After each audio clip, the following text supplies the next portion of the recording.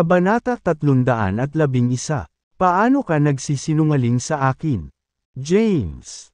Hindi ako. Walang gaanong natitira sa card. Siguro 100,000,000. Nakabusangot na tingin si James. Kasalanan ba niya na nagkaroon siya ng pera?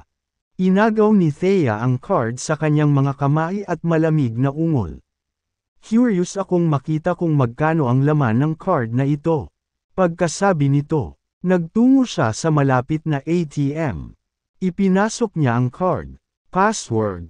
Lumingon siya kay James na nakasunod lang sa likod. Sumagot si Jarnes. 6/8. Inilagay ni Thea ang password. Nang makita niya ang numero sa screen, napangiti siya.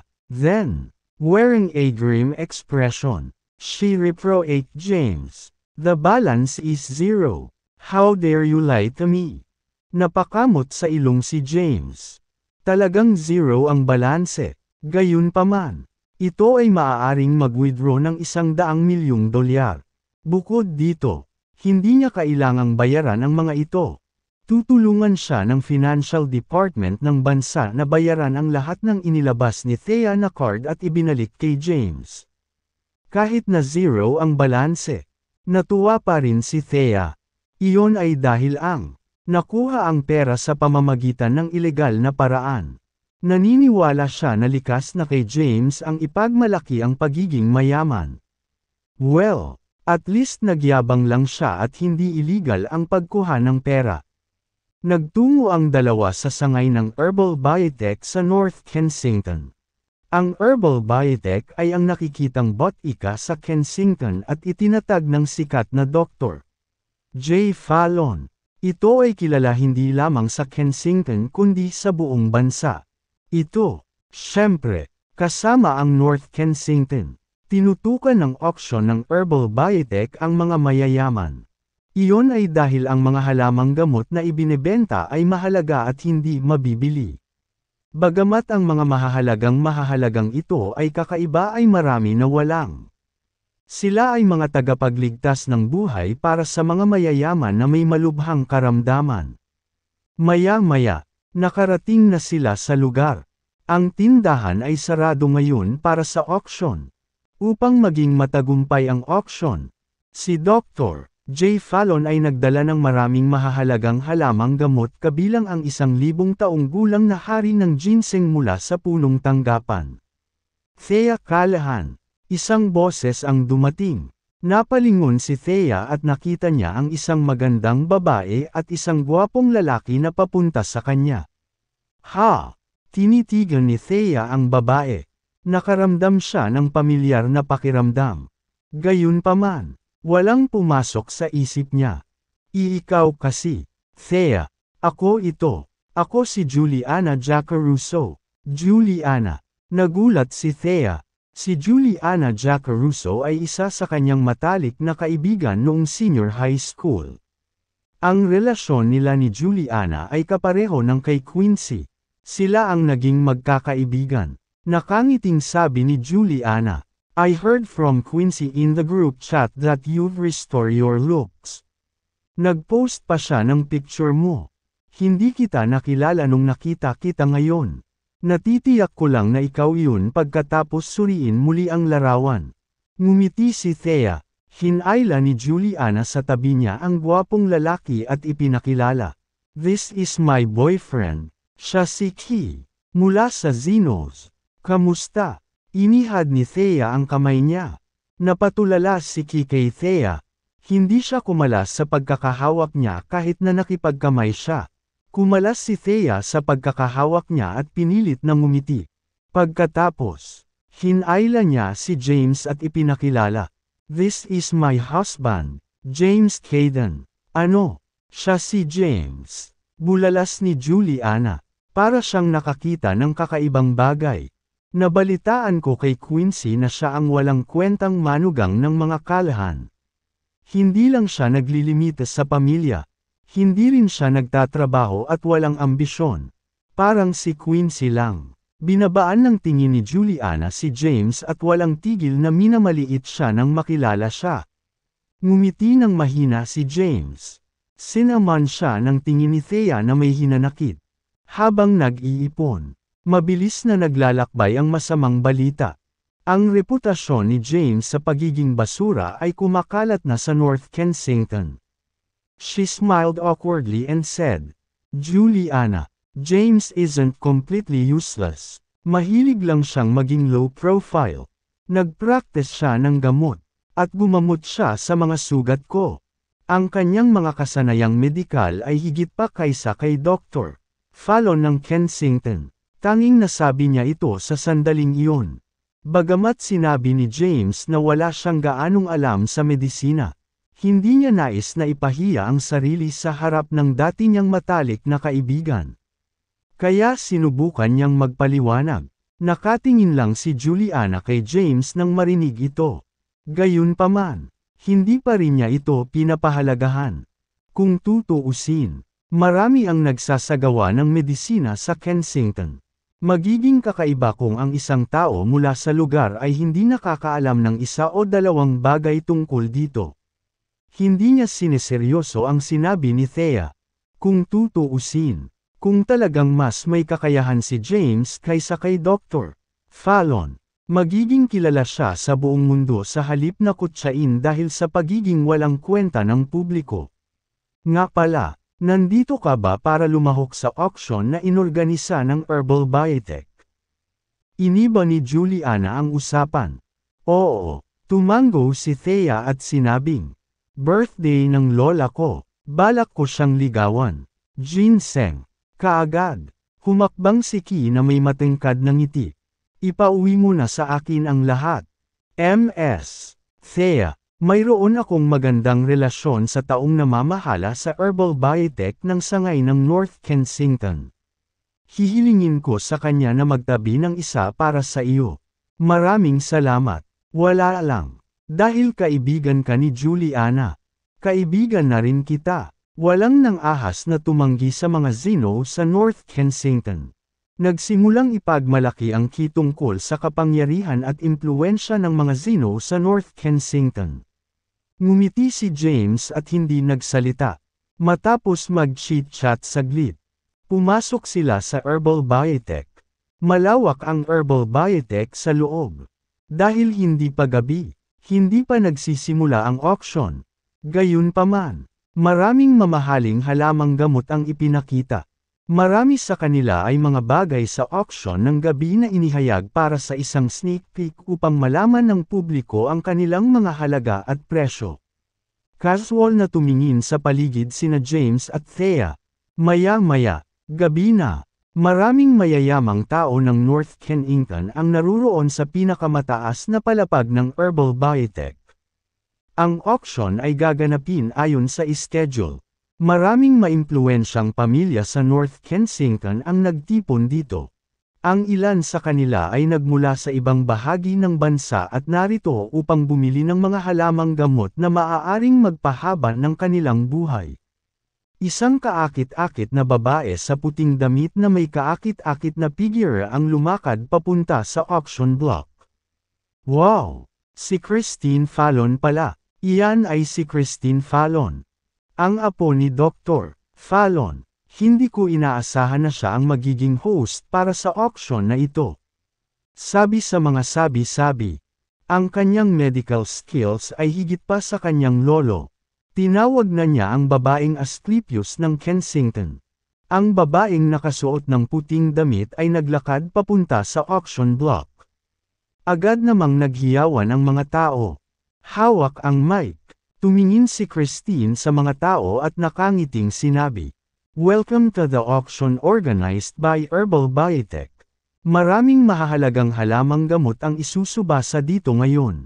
Nang walang karagdagang abala, magsisimula tayo sa ating unang item ng araw. Ang 1,000 taong gulang na hari ng ginseng." Natahimik agad ang mga tao. Hindi lihim na ang Herbal Biotech ay may hawak na hari ng ginseng. Ang ginseng ay kilala sa parehong Kensington at North Kensington. Gayunpaman, dahil sa labis na presyo nito, walang sino man ang nakabili nito. Habang nagsasalita si Christine, Dalawang babaeng may kaakit-akit na figure ang umakyat sa entablado na may dalang isang marangyang mukhang kahon.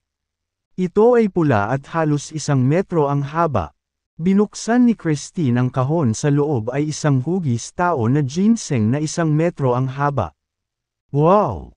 Ito ba ang 1000 taong gulang na hari ng ginseng? Naaamoy ko pa ang bango nito mula rito.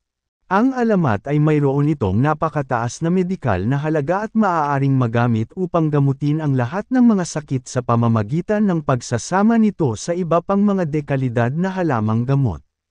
Nag-init ang mga tao sa kanilang mga talakayan. Nang makita ang ginseng, nasisiyahang tumingin si James. Not bad. Talagang 1000 taong gulang na ito. Hindi ko inaasahan na makakita ng ganoon kaalagang halamang gamot sa isang mataong lungsod na tulad nito. Kahit na walang alam si Thea tungkol sa medisina.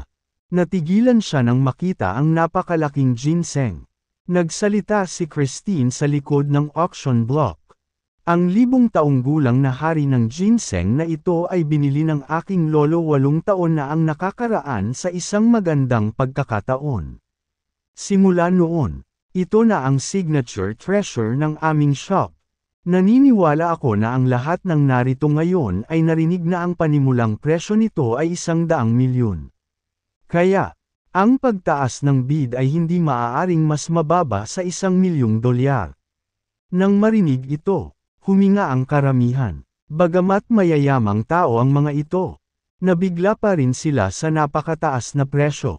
Ang 100 milyong dolyar ay sobrang sobra.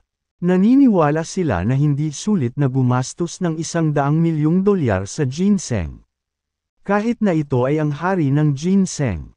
Lahat, sa pagkakataong iyon, tumayo ang isang matandang lalaki sa pinakaharap. Tumingin siya sa paligid ng 60 taong gulang at nagsuot ng berdeng scrub. Siya ay may mahabang buhok at nakasuot ng makaluma.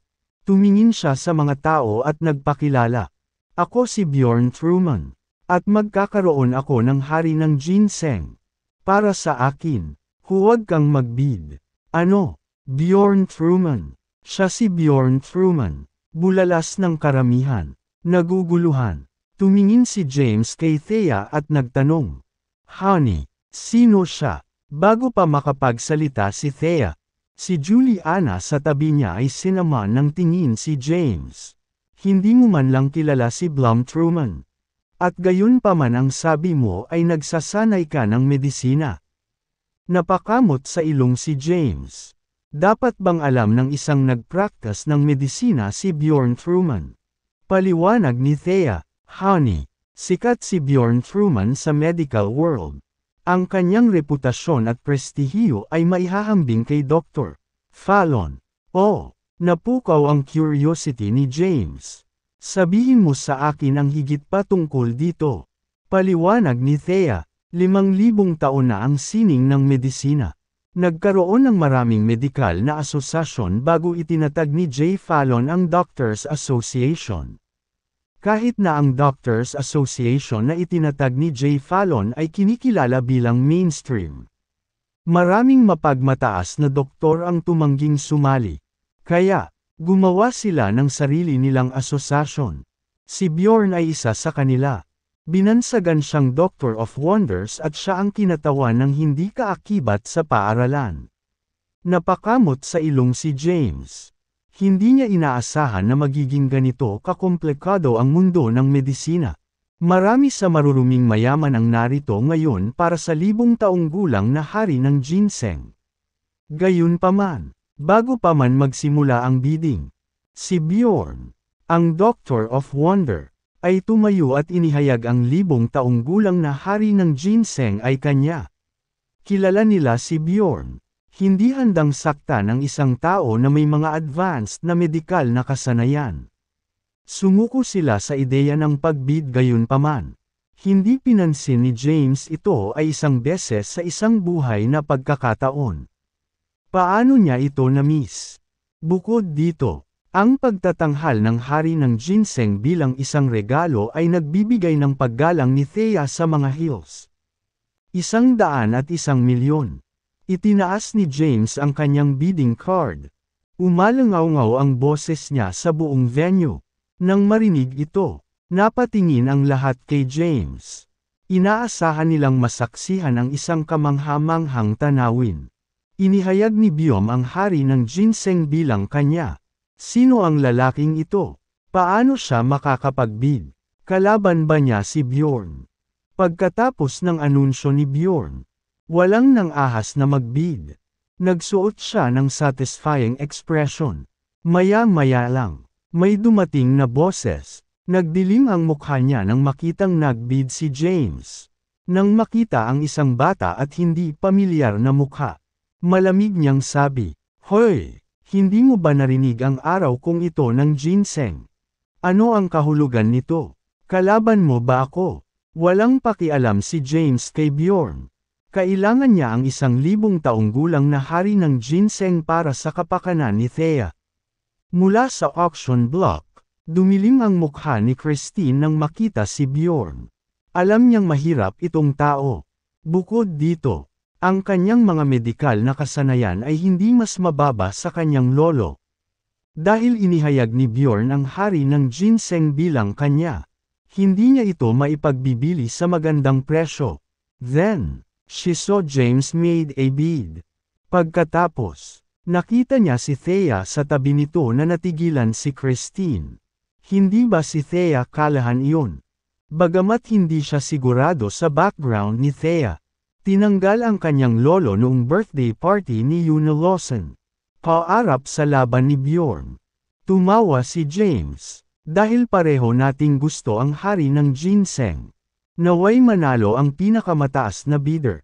Pagkatapos ng lahat, ito ay isang auction. Hinayla ni Thea si James at bumulong. "It's alright, honey. Ayoko na. Tsaka wala kaming pera." Bahagyang kumaway si James at sinenyasan si Thea na kumalma. Samantala, si Bjorn ay nagsuot ng masungit na ekspresyon. At ang kanyang mga titig ay malamig-lamig. Siya ay humakbang pasulong at idineklara ang hari ng ginseng bilang kanya upang makuha niya ito sa pinakamababang presyo. Hindi niya inaasahan ang isang lalaki na lalabas nang wala sa oras at gumawa ng isang bid. Sa tingin mo ba kasing yaman mo ako? Upang hindi mahuli, siya ay sumigaw. 110 milyon. Pagkasabi niya noon ay napatingin siya kay James. Itinaas muli ni James ang kanyang bidding card. 150 million. Hingal. Hingal na hingal ang karamihan. Anong uri ng pagtaas ng bid ito? 105 milyon mula sa 110. Sino ang lalaking ito? Bakit hindi nila siya nakita kanina? Siya ay isang hindi pamilyar na mukha. Ito kaya ay isang rich kid mula sa isang kilalang pamilya. Gayunpaman, ang kanyang kasuotan ay hindi nagbigay ng impresyon ng isang mayamang lalaki. Sila ay namangha samantala, si Bjorn ay nagalit. Lubhang kailangan niya ang 1,000 taong gulang na hari ng ginseng. Malapit na ang taunang medikal na kompetisyon sa Kensington. Siya ay naghahanda sa loob ng maraming taon upang makuha ang titulong Asclepius at maging sikat sa isang gabi. Matagumpay siyang nakagawa ng isang formula na nangyari ng 1,000 taong gulang na hari ng ginseng bilang sangkap na nagpapahusay ng bisa. 200 milyon. Napaungol si Bjorn sa galit. Umalangaw-ngaw ang kanyang dagandong sa buong auction house. Alam ng lahat na galit siya. Alam nilang isa siyang mapaghiganting tao. Ngayong nasaktan siya ni James, malalagay siya sa matinding problema. 300 milyon. Walang interes na sabi ni James. Honey, ang mukha ni Thea ay mapatla 300 milyon. Saang lupalop niya makukuha iyon? Samantalang si Juliana naman ay nagtatakang tumingin kay James. Paano siya makakagawa ng 300 milyong dolyar na bid ng ganoon lang? Natigilan ang mayayaman at makapangyarihan sa karamihan. Bagaman ito ang 1,000 taong gulang na hari ng ginseng, ang pinakamataas na presyo nito ay 105 milyon lamang. 300 milyon ay overkill. Bakas sa galit ang mukha ni Bjorn. Walang sino man ang nang-ahas na sumalungat sa isang kilalang inan na tulad niya. Ngayon, isang binata na nanggaling saan man ang nakipag-away sa kanya sa auction 300 milyon. Kahit na siya ay isang kilalang doktor sa mundo na kumikita ng daan-daang libo mula sa isang paggamot. Mayroon lamang siyang halos $1 bilyong sa kanyang mga save-ines. 350 milyon. 500 milyon, walang pakialam na sabi ni James. Ikaw. Natigilan si Bjorn. Tinuro niya si James at sumigaw sa galit.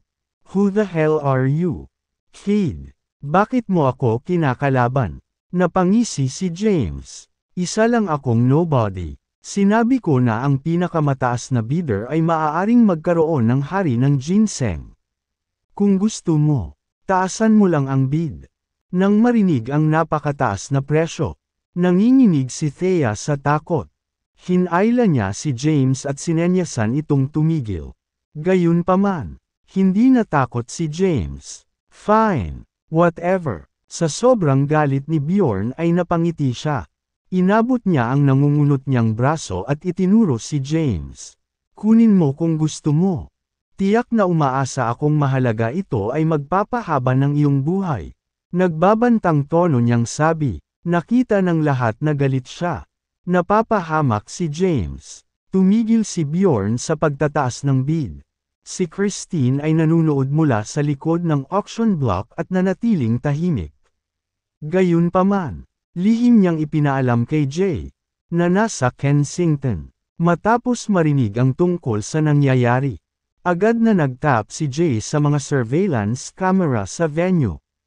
Nang masaksihan niya ang eksena, agad siyang nag-utos. Christine, dahil gusto ni Thea ang 1,000 taong gulang na ginseng, ibigay mo na lang sa kanya ng libre. Nang marinig iyon, natigilan si Christine. Lihim siyang nakipag-ugnayan sa kanya. No way. 500 milyon ang presyo ng bidding. Lolo, paano natin ito maibibigay ng libre? Makinig ka sa akin. Sige. Hindi nang ahas na suwayan ni Christine ang kanyang utos. Nang makitang wala ng ibang nagbid, tumingin siya kay James at nakangiting sinabi. Dahil wala ng ibang nagbid, ang 1,000 taong gulang na hari ng ginseng na ito ay mapapabilang kay Mr. Hayden. Gayunpaman, nais kong ipahayag na kami.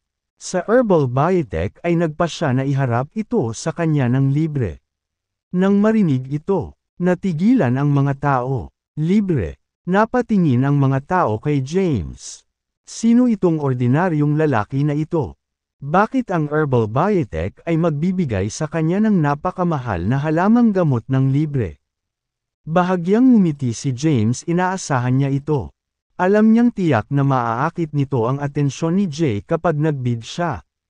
Iyon ay dahil nagpunta si Jay Fallon sa ibang pagkakakilanlan. Siya rin ay si Jake Graham, ang boss ng Underground Intelligence Network. Alam ni Jake kung sino si James. Samantala, tulala si Thea, libre. Tumingin si James sa tulalang si Thea at nakangiting sinabi, Honey, ang ganda ni Dr. Fallon. He's showing you respect by giving such a precious 1,000-year-old king of ginseng to you for free. Respeto. Natigilan si Thea. Ngumisi si James. Alam kong mangyayari ito. Iyon ang dahilan kung bakit nagbid ako kahit na wala akong pera. Iyon ay para maakit ang kanyang atensyon.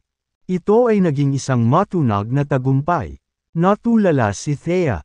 Ipinakita ba ni Dr. Fallon ang kanyang paggalang sa pamamagitan ng pagregalo sa kanya ng 1,000 taong gulang na ginseng dahil sa misteryosong si Mr.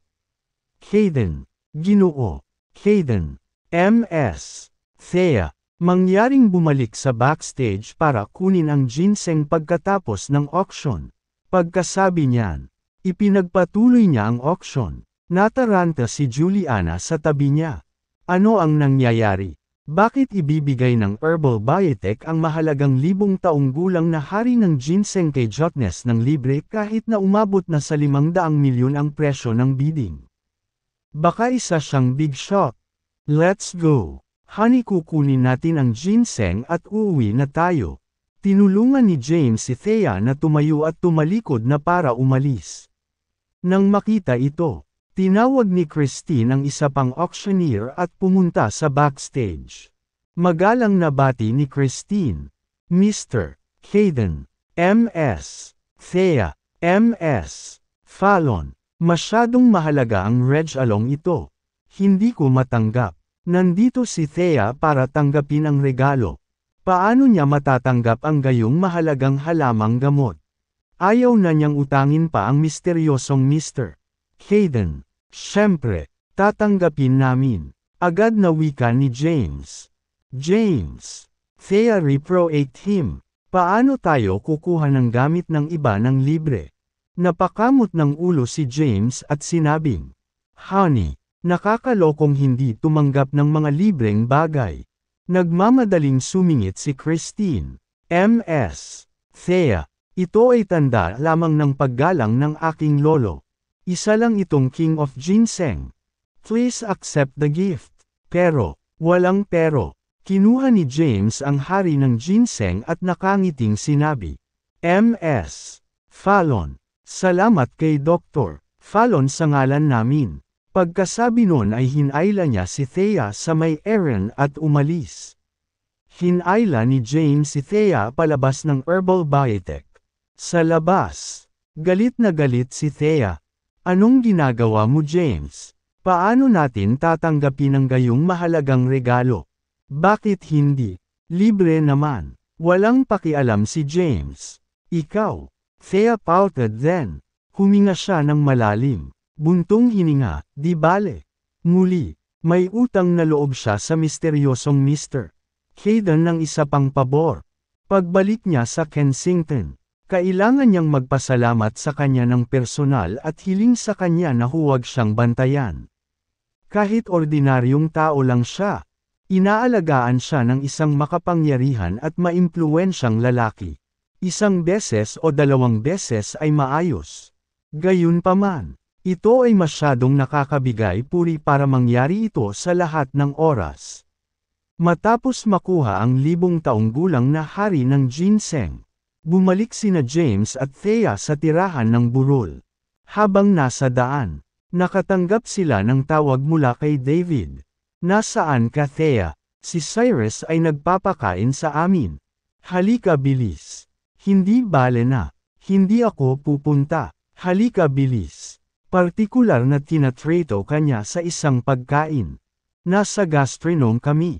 Ang pinakamarangyang restaurant sa North Kensington. Sige, kung ganoon. Ibinaba ni Thea ang tawag at tumingin kay James. Tinatrato kami ni Cyrus sa isang pagkain sa Gastronome.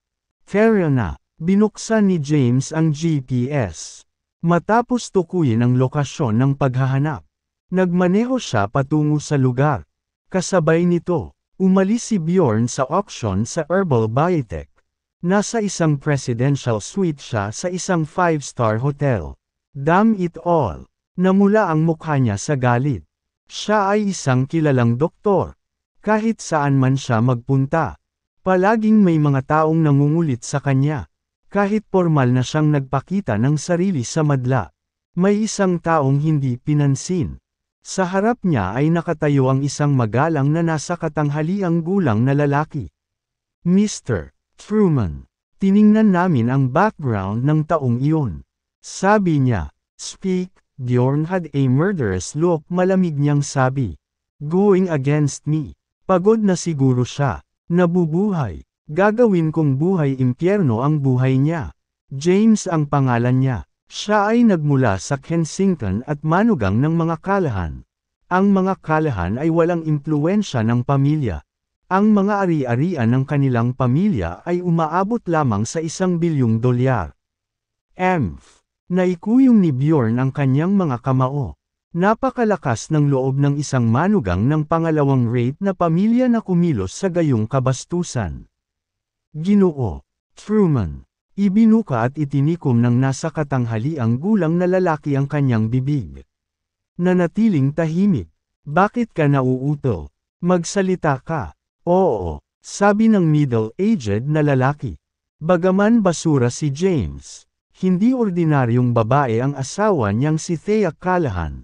Siya ay may malalim na koneksyon sa mga makapangyarihang tao. Ang sabi-sabi ay dahil sa pagpasok niya sa isang lalaki 10 taon na ang nakararaan. Sinabi ng nasa katanghaliang gulang na lalaki kay Bjorn ang lahat. Ito ba ang dahilan kung bakit binigyan siya ng herbal biotech ng 1,000 taong gulang na ginseng ng libre? Malungkot na ekspresyon ang suot ni Bjorn. Isang misteryosong Mr. Hayden. Sino siya? Si Bjorn ay naglakbay sa buong mundo. At siya ay nanatili sa Kensington ng mahabang panahon. Gayunpaman, hindi pa niya narinig ang tungkol sa isang makapangyarihan at maimpluwensyang Hayden. Isang Hayden mula 10 taon na ang nakakaraan. Ipinikit ni Bjorn ang kanyang mga mata. Hindi niya kailanman itinuring ang mga Hayden mula 10 taon na ang nakakaraan bilang isang banta. Pabayaan ang isang nakaligtas na makalipas ang 10 taon sa kasalukuyan. Siya ay isang kilalang doktor na may koneksyon sa buong mundo. Marami siyang nakilalang mga bigwig na magpapabor pa sa kanya. Kung tutuusin, mas mayaman ang isang tao. Mas natatakot siyang mamatay. Ginoo Truman. Nalaman ko rin na nandito sila sa North Kensington para ipagdiwang bukas ang kaarawan ng lola ni Thea. Napakagaling. Bakas sa mukha ni Bjorn ang nakakatakot. Tahiin. Si James ay isang patay na tao. Ang heels. Masyadong. Ay tiyak na mapapahamak. Dumating sina James at Thea sa gastronome. Pumunta sila sa ikatlong palapag at pumasok sa isang marangyang silid. Maraming nagkukumpulan doon. Lahat sila ay mga nakababatang henerasyon ng mga burol na pinamumunuan ni Cyrus. Sa sandaling ito, si Cyrus ay nakikipag-usap sa isang 20 anyos na lalaki. Nakasuot ng puting t-shirt ang lalaki at may gintong kwintas sa leeg. Nakasuot din siya ng mamahaling relo at nalilibugan ng mga magarang bagay sa buong katawan. Ang marangyang relo lamang ay hindi ng daan-daang libo. Siya si Augustus Zenos at kaibigan ni Cyrus. Isang kaibigan. Sa mata ni Cyrus. Para kay Augustus, si Cyrus ay walang tao. Kung hindi sinabi ni Cyrus na magpapakilala siya sa kanya ng isang magandang babae. Hindi rin siya sasama. Augustus, hindi ako nagsisinungaling. Ang ganda-ganda ng pinsan ko. Kahit may asawa na siya. Basura ng asawa niya. Hindi pa nga sila natutulog sa iisang kama. Maaasahan ko iyon. Sabi ni David. Totoo namang hindi pa natutulog ang kapatid ko sa walang kwentang James na iyon. Gayunpaman, maraming mayayamang lalaki ang humahabol sa kanya. Alam mo ba ang Watsons? Sinusundan din siya ni Xavier Watson. Huwag nating kalimutan ang misteryosong Mr. Hayden. Ang mga ito ay lubhang mayayamang lalaki. Pinadalhan nila kami ng mga mag-agarang sasakyan at vilya na walang daan-daang milyon. Kitang-kita ang gustong sabihin ni David. Kung gusto mong ituloy si Thea, kailangan mong maghanda ng mga reg-along katumbas ng halaga kay Mr. Watson at Mr. Hayden. Sa sandaling iyon, bumukas ang pinto. Pumasok si James at Thea. Tumayo ang lahat ng tao sa kwarto. Nagmamadaling nilapitan ni Cyrus si Thea at hinayla sa gilid ni Augustus. Pagkatapos ay ipinakilala niya ito sa kanya. Thea, ito si Augustus mula sa Zenoses. Ang kanilang pamilya ay hindi ng daan-daang bilyon. Nang masaksihan ang glamour ni Thea, naakit agad si Augustus sa kanya. Pinagmasdan niya ito mula ulo hanggang paa. Ang kanyang mga tampok ay pino. Ang kanyang buhok ay mahaba at malasutla. Ang kanyang balat ay maputi at maislan. Curvaceous ang figure niya. Nakakaakit ang buong katawan niya. Katulad ko, sa sandaling iyon, bulalas ng kanyang isip. Gayunpaman, siya ay binubuo sa labas. Marahan siyang tumango. Hindi masama. Halos hindi siya kwalipikadong maging girlfriend ko. Pagkasabi nun ay tinapik niya si Cyrus sa balikat. Hindi masama, Cyrus. Simula ngayon, tingnan na ng pamilya ko ang heels. Dahil sa tuwa, nagmamadaling sinabi ni Cyrus, "Salamat, Augustus." Tinuro niya ang upuan at sinabing, "Umupo ka rito, Thea." Uminom ng kaunti kasama si Augustus. Nagdilim ang mukha ni Thea. Dumating siya dahil pamilya niya sila. Hindi niya akalain na may iimbitahang estranghero si Cyrus at sasamahan pa siya nitong uminom. Samantala, ngumisi si James kay Augustus at nagtanong, "You must be Augustus Zenos. Maaari ko bang malaman kung sino si Zach at Washington Zenos para sa iyo?" Napatingin si Augustus kay James. Nang makitang nakasuot siya ng ordinaryong damit, tinignan niya ito ng masama. "Mga pinsan ko sila, nakita ko." Bahagyang ngumiti si James. Tapos, tumingin siya kay Thea, "Honey, since nagustuhan ka na ni Mr. Augustus, samahan mo siyang uminom. Masyadong mainit dito. Lalabas ako para mamasyal." "James." Tawag ni Thea, gayunpaman. Tumalikod si James para umalis. Kumunat ang noo ni Thea at bumulong. Ano ba ang iniisip niya? With a frustrated look, umupo siya sa upuan niya. Sa dami ng tao, hindi siya nag-aalala sa gagawin ni Augustus sa kanya. Naglakad na si James palabas ng building. Nagsindi siya ng sigarilyo at inilabas ang phone niya para tawagan si Gavin. Takot sa kanyang talino nang matanggap ang tawag ni James. Hindi man lang mahawakan ng maayos ni Gavin ang kanyang telepono. Mabilis niyang sinagot ang telepono. "General. Ano yun? Maaari ba kitang matulungan?" Sabi ni James. "May number ka ni Zach, di ba? Tawagan siya at sabihin sa kanya na nasa gastronome ako sa North Kensington." Isang lalaki mula sa Zenos na tinatawag na Augustus ang humihiling sa aking asawa na samahan siya para uminom. Ituwid natin ang isang bagay. Naniningil ako ng napakataas na presyo para dito. 100 milyon para sa isang baso ng alak. Pagkasabi niya noon ay ibinaba niya ang tawag. Pagkatapos, bumalik siya sa kwarto. Umupo si Thea sa tabi ni Augustus. Mapagbigay at matulungin. Isa-isa niyang binuksan ang mga bote at nagsalin ng alak sa mga basong walang laman. Nagbuhos pa siya ng isa para kay Thea. Itinaas niya ang baso na may matangkad na ngiti. "Narito ang una nating pagkikita. Thea, cheers." "Sorry, hindi ako umiinom." Nang tinatanggihan niya ang kanyang alok, pumasok si James at umupo sa tabi niya. Nakangiti niyang sabi, "Mahal. Dahil nagustuhan ka ni Mr. Augustus, paano mo tatanggihan ang kanyang alok?" Ang Zenoses ay isang maimpluwensyang pamilya at ang mga kinatawan ng North Kensington sa Five Provinces Business Alliance walang mawawala sa pakikipagkilala sa kanya. Wearing a smug look, he said, "Tama siya, Thea. Balita ko nagbukas ka ng processing plant. Sa pagtingin sa iyo ng mga Zenoses, wala kang dapat ipag-alala." Masungit na tumanggi si Ted kay Luther. Kaya naglista siya ng klase niya. Pagkatapos noon, walang tigil ang pagbuhos ni Augustus ng alak sa kanyang baso. Kahit na ayaw uminom ni Thea, si James, gayon din ang iba pang mga heels, ay patuloy siyang itinulak. Wala na, hindi na ako makakainom." Makalipas ang ilang baso, pulang-pula ang pisngi ni Thea. "Thea, itong si Mr. Augustus ang pinag-uusapan natin. Itigil ang pag-iisip tungkol sa iyong sarili at isaalang-alang ang interes ng pamilya." Tama iyan. Kung nakita ni Augustus na kasiya siya ka, maaari kang pumunta at kumuha ng isang silid sa hotel. Sa pag-aalaga niya sa pamilya natin, yayaman tayo.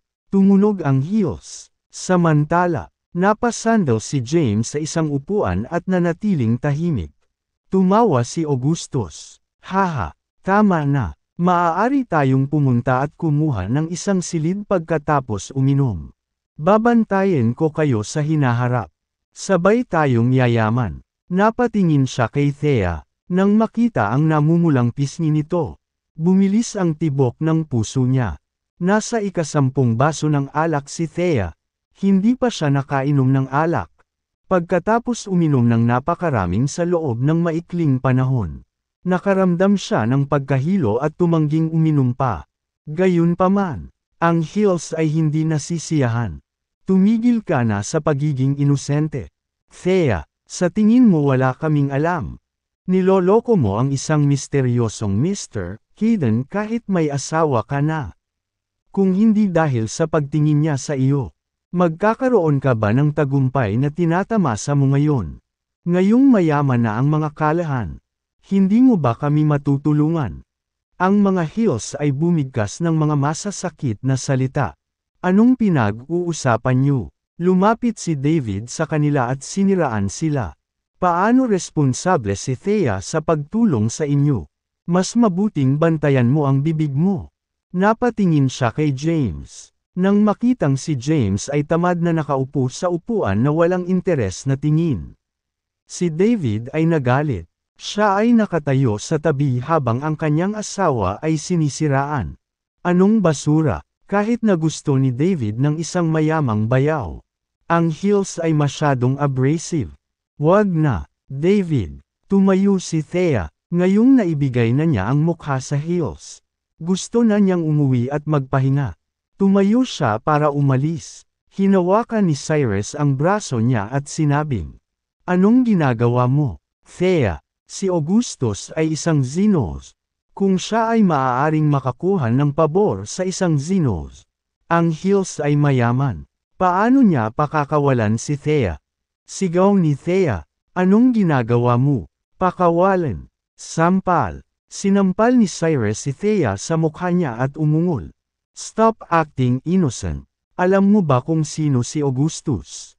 Ano bang problema ng pag-inom ng ilang baso ng alak at sa pagtulog sa kanya?" Basagin.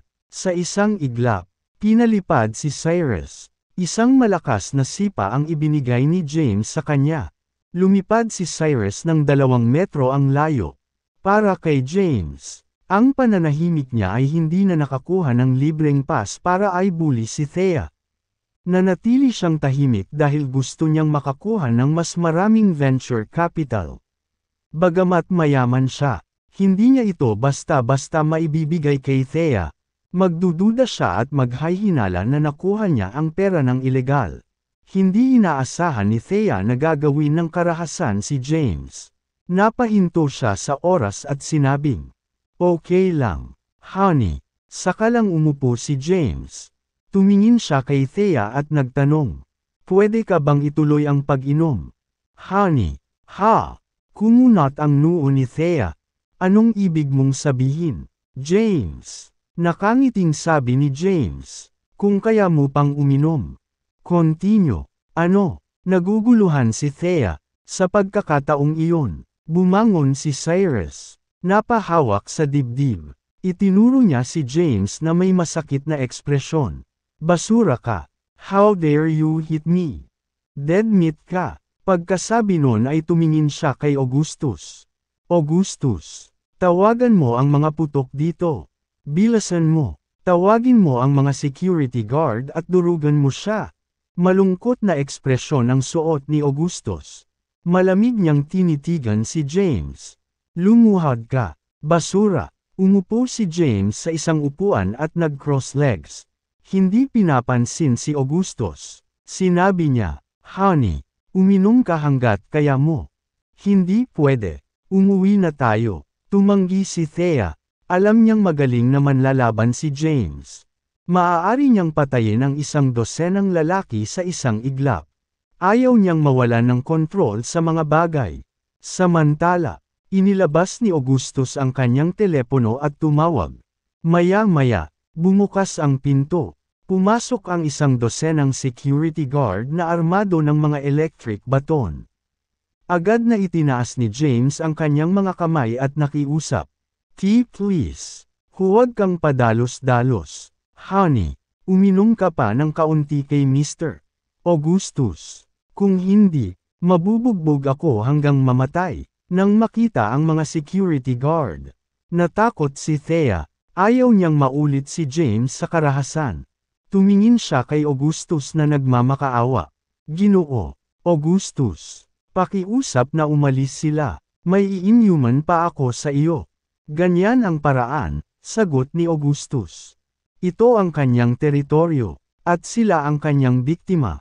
Bahagi siyang kumaway. Agad namang lumabas ng kwarto ang mga security guard. No choice si Thea kundi umupo ulit at ituloy ang pag-inom. Samantala, si James ay nagsuot ng hindi interesadong hitsura. Kumuha siya ng sigarilyo at sinindihan.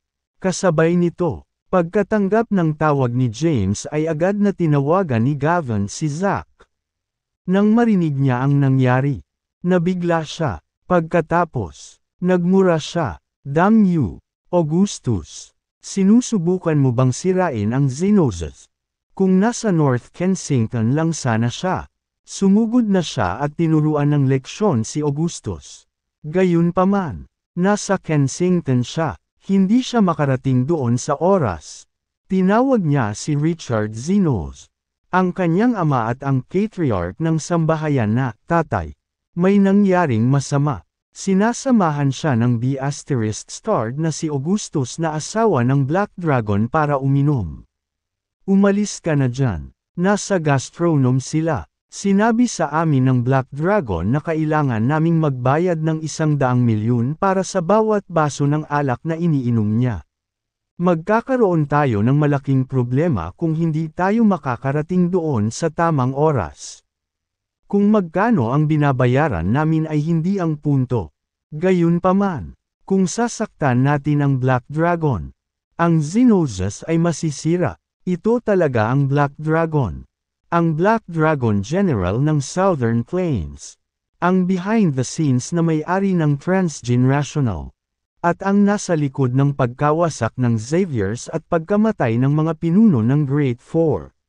Noon sa House of Royals, nakita ko si Xavier Watson na lumuhod sa harap ng Black Dragon gamit ang sarili kong mga mata.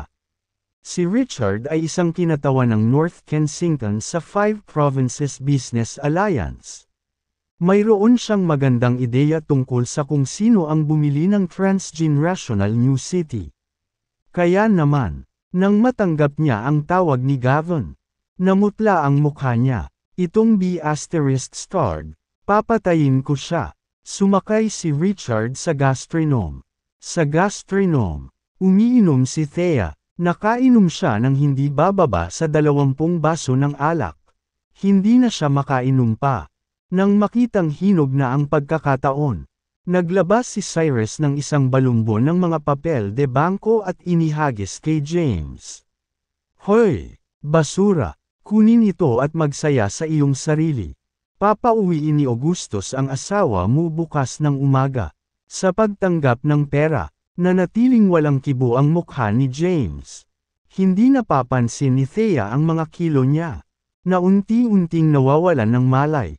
Siya ay dismayado. Samantala, tuwang-tuwa si Augustus. Makukuha na kaya niya ang gusto niya. Pinagmamasda ng hubog na figure ni Thea. Napalunok siya. Nakikinita pa niya kung paano maglalaro ang eksena sa kwarto nila ni Thea. Pumalakpak. Sa pagkakataong iyon ay bumukas ang pinto. Isang 5 taong gulang na lalaki ang sumugod kasama ang 1 dosenang bodyguard na malapit sa likuran. Bugbugin mo siya. Talunin mo siya. Si Richard iyon. Natigilan si Augustus nang makita si Richard. Tito, bakit ka? Bago pa niya matapos ang kanyang sasabihin. Isang bodyguard ang sumugod sa kanya. Hinawakan niya ang buhok ni Augustus at sinampal siya ng napakalakas. Nataranta si Augustus. Napatulala si Thea.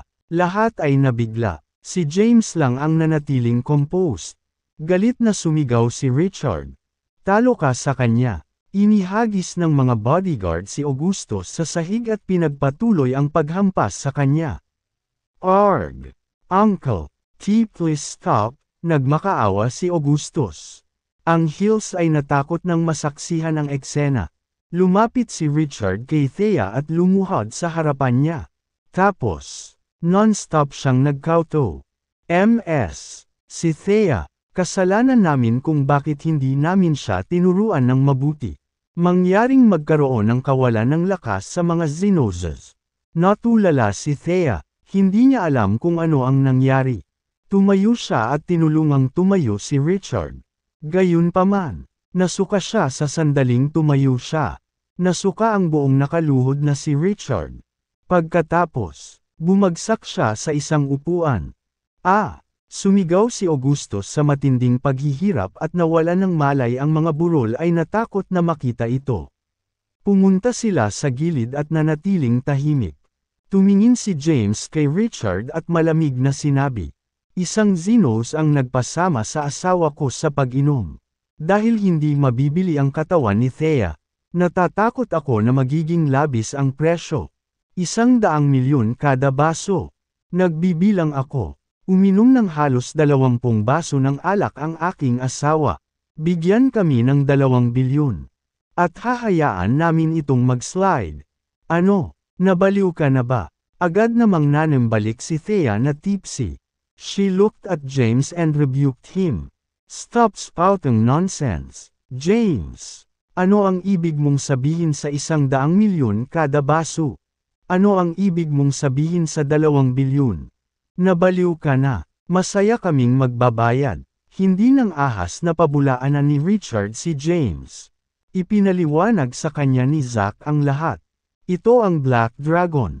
Ang pagkakaroon na nakatayo sa tuktok ng Power Pyramid.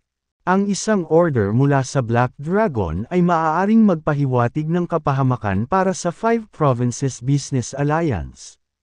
Pabayaan ang Xenozas. Hindi kailangan. Pera mo. Kahit gawin ko. 100,000,000 lang ang kailangan ko.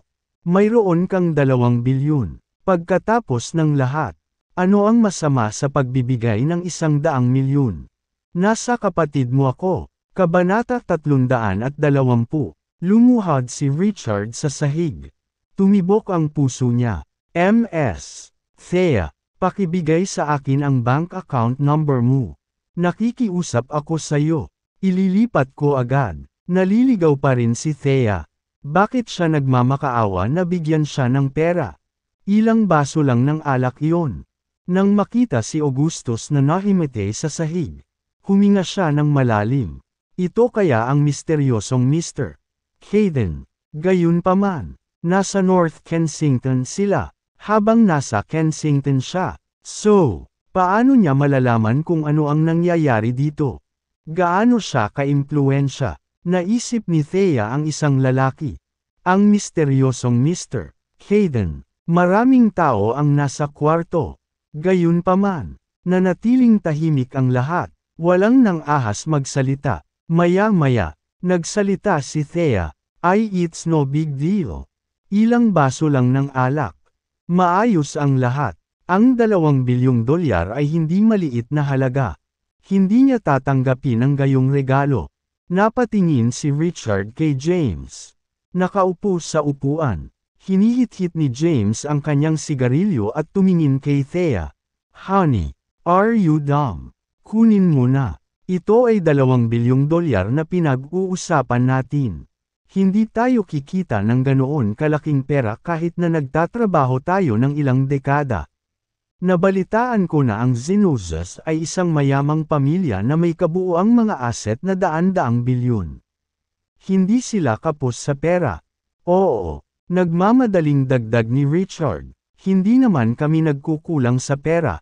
Ang B**** na ito ay may lakas ng loob na pinipilit kang uminom. Ang iyong katawan at kalusugan ay hindi mabibili. Natural lang na isang baso ng alak ay hindi ng 100,000,000. Ano? Nawala si Thea.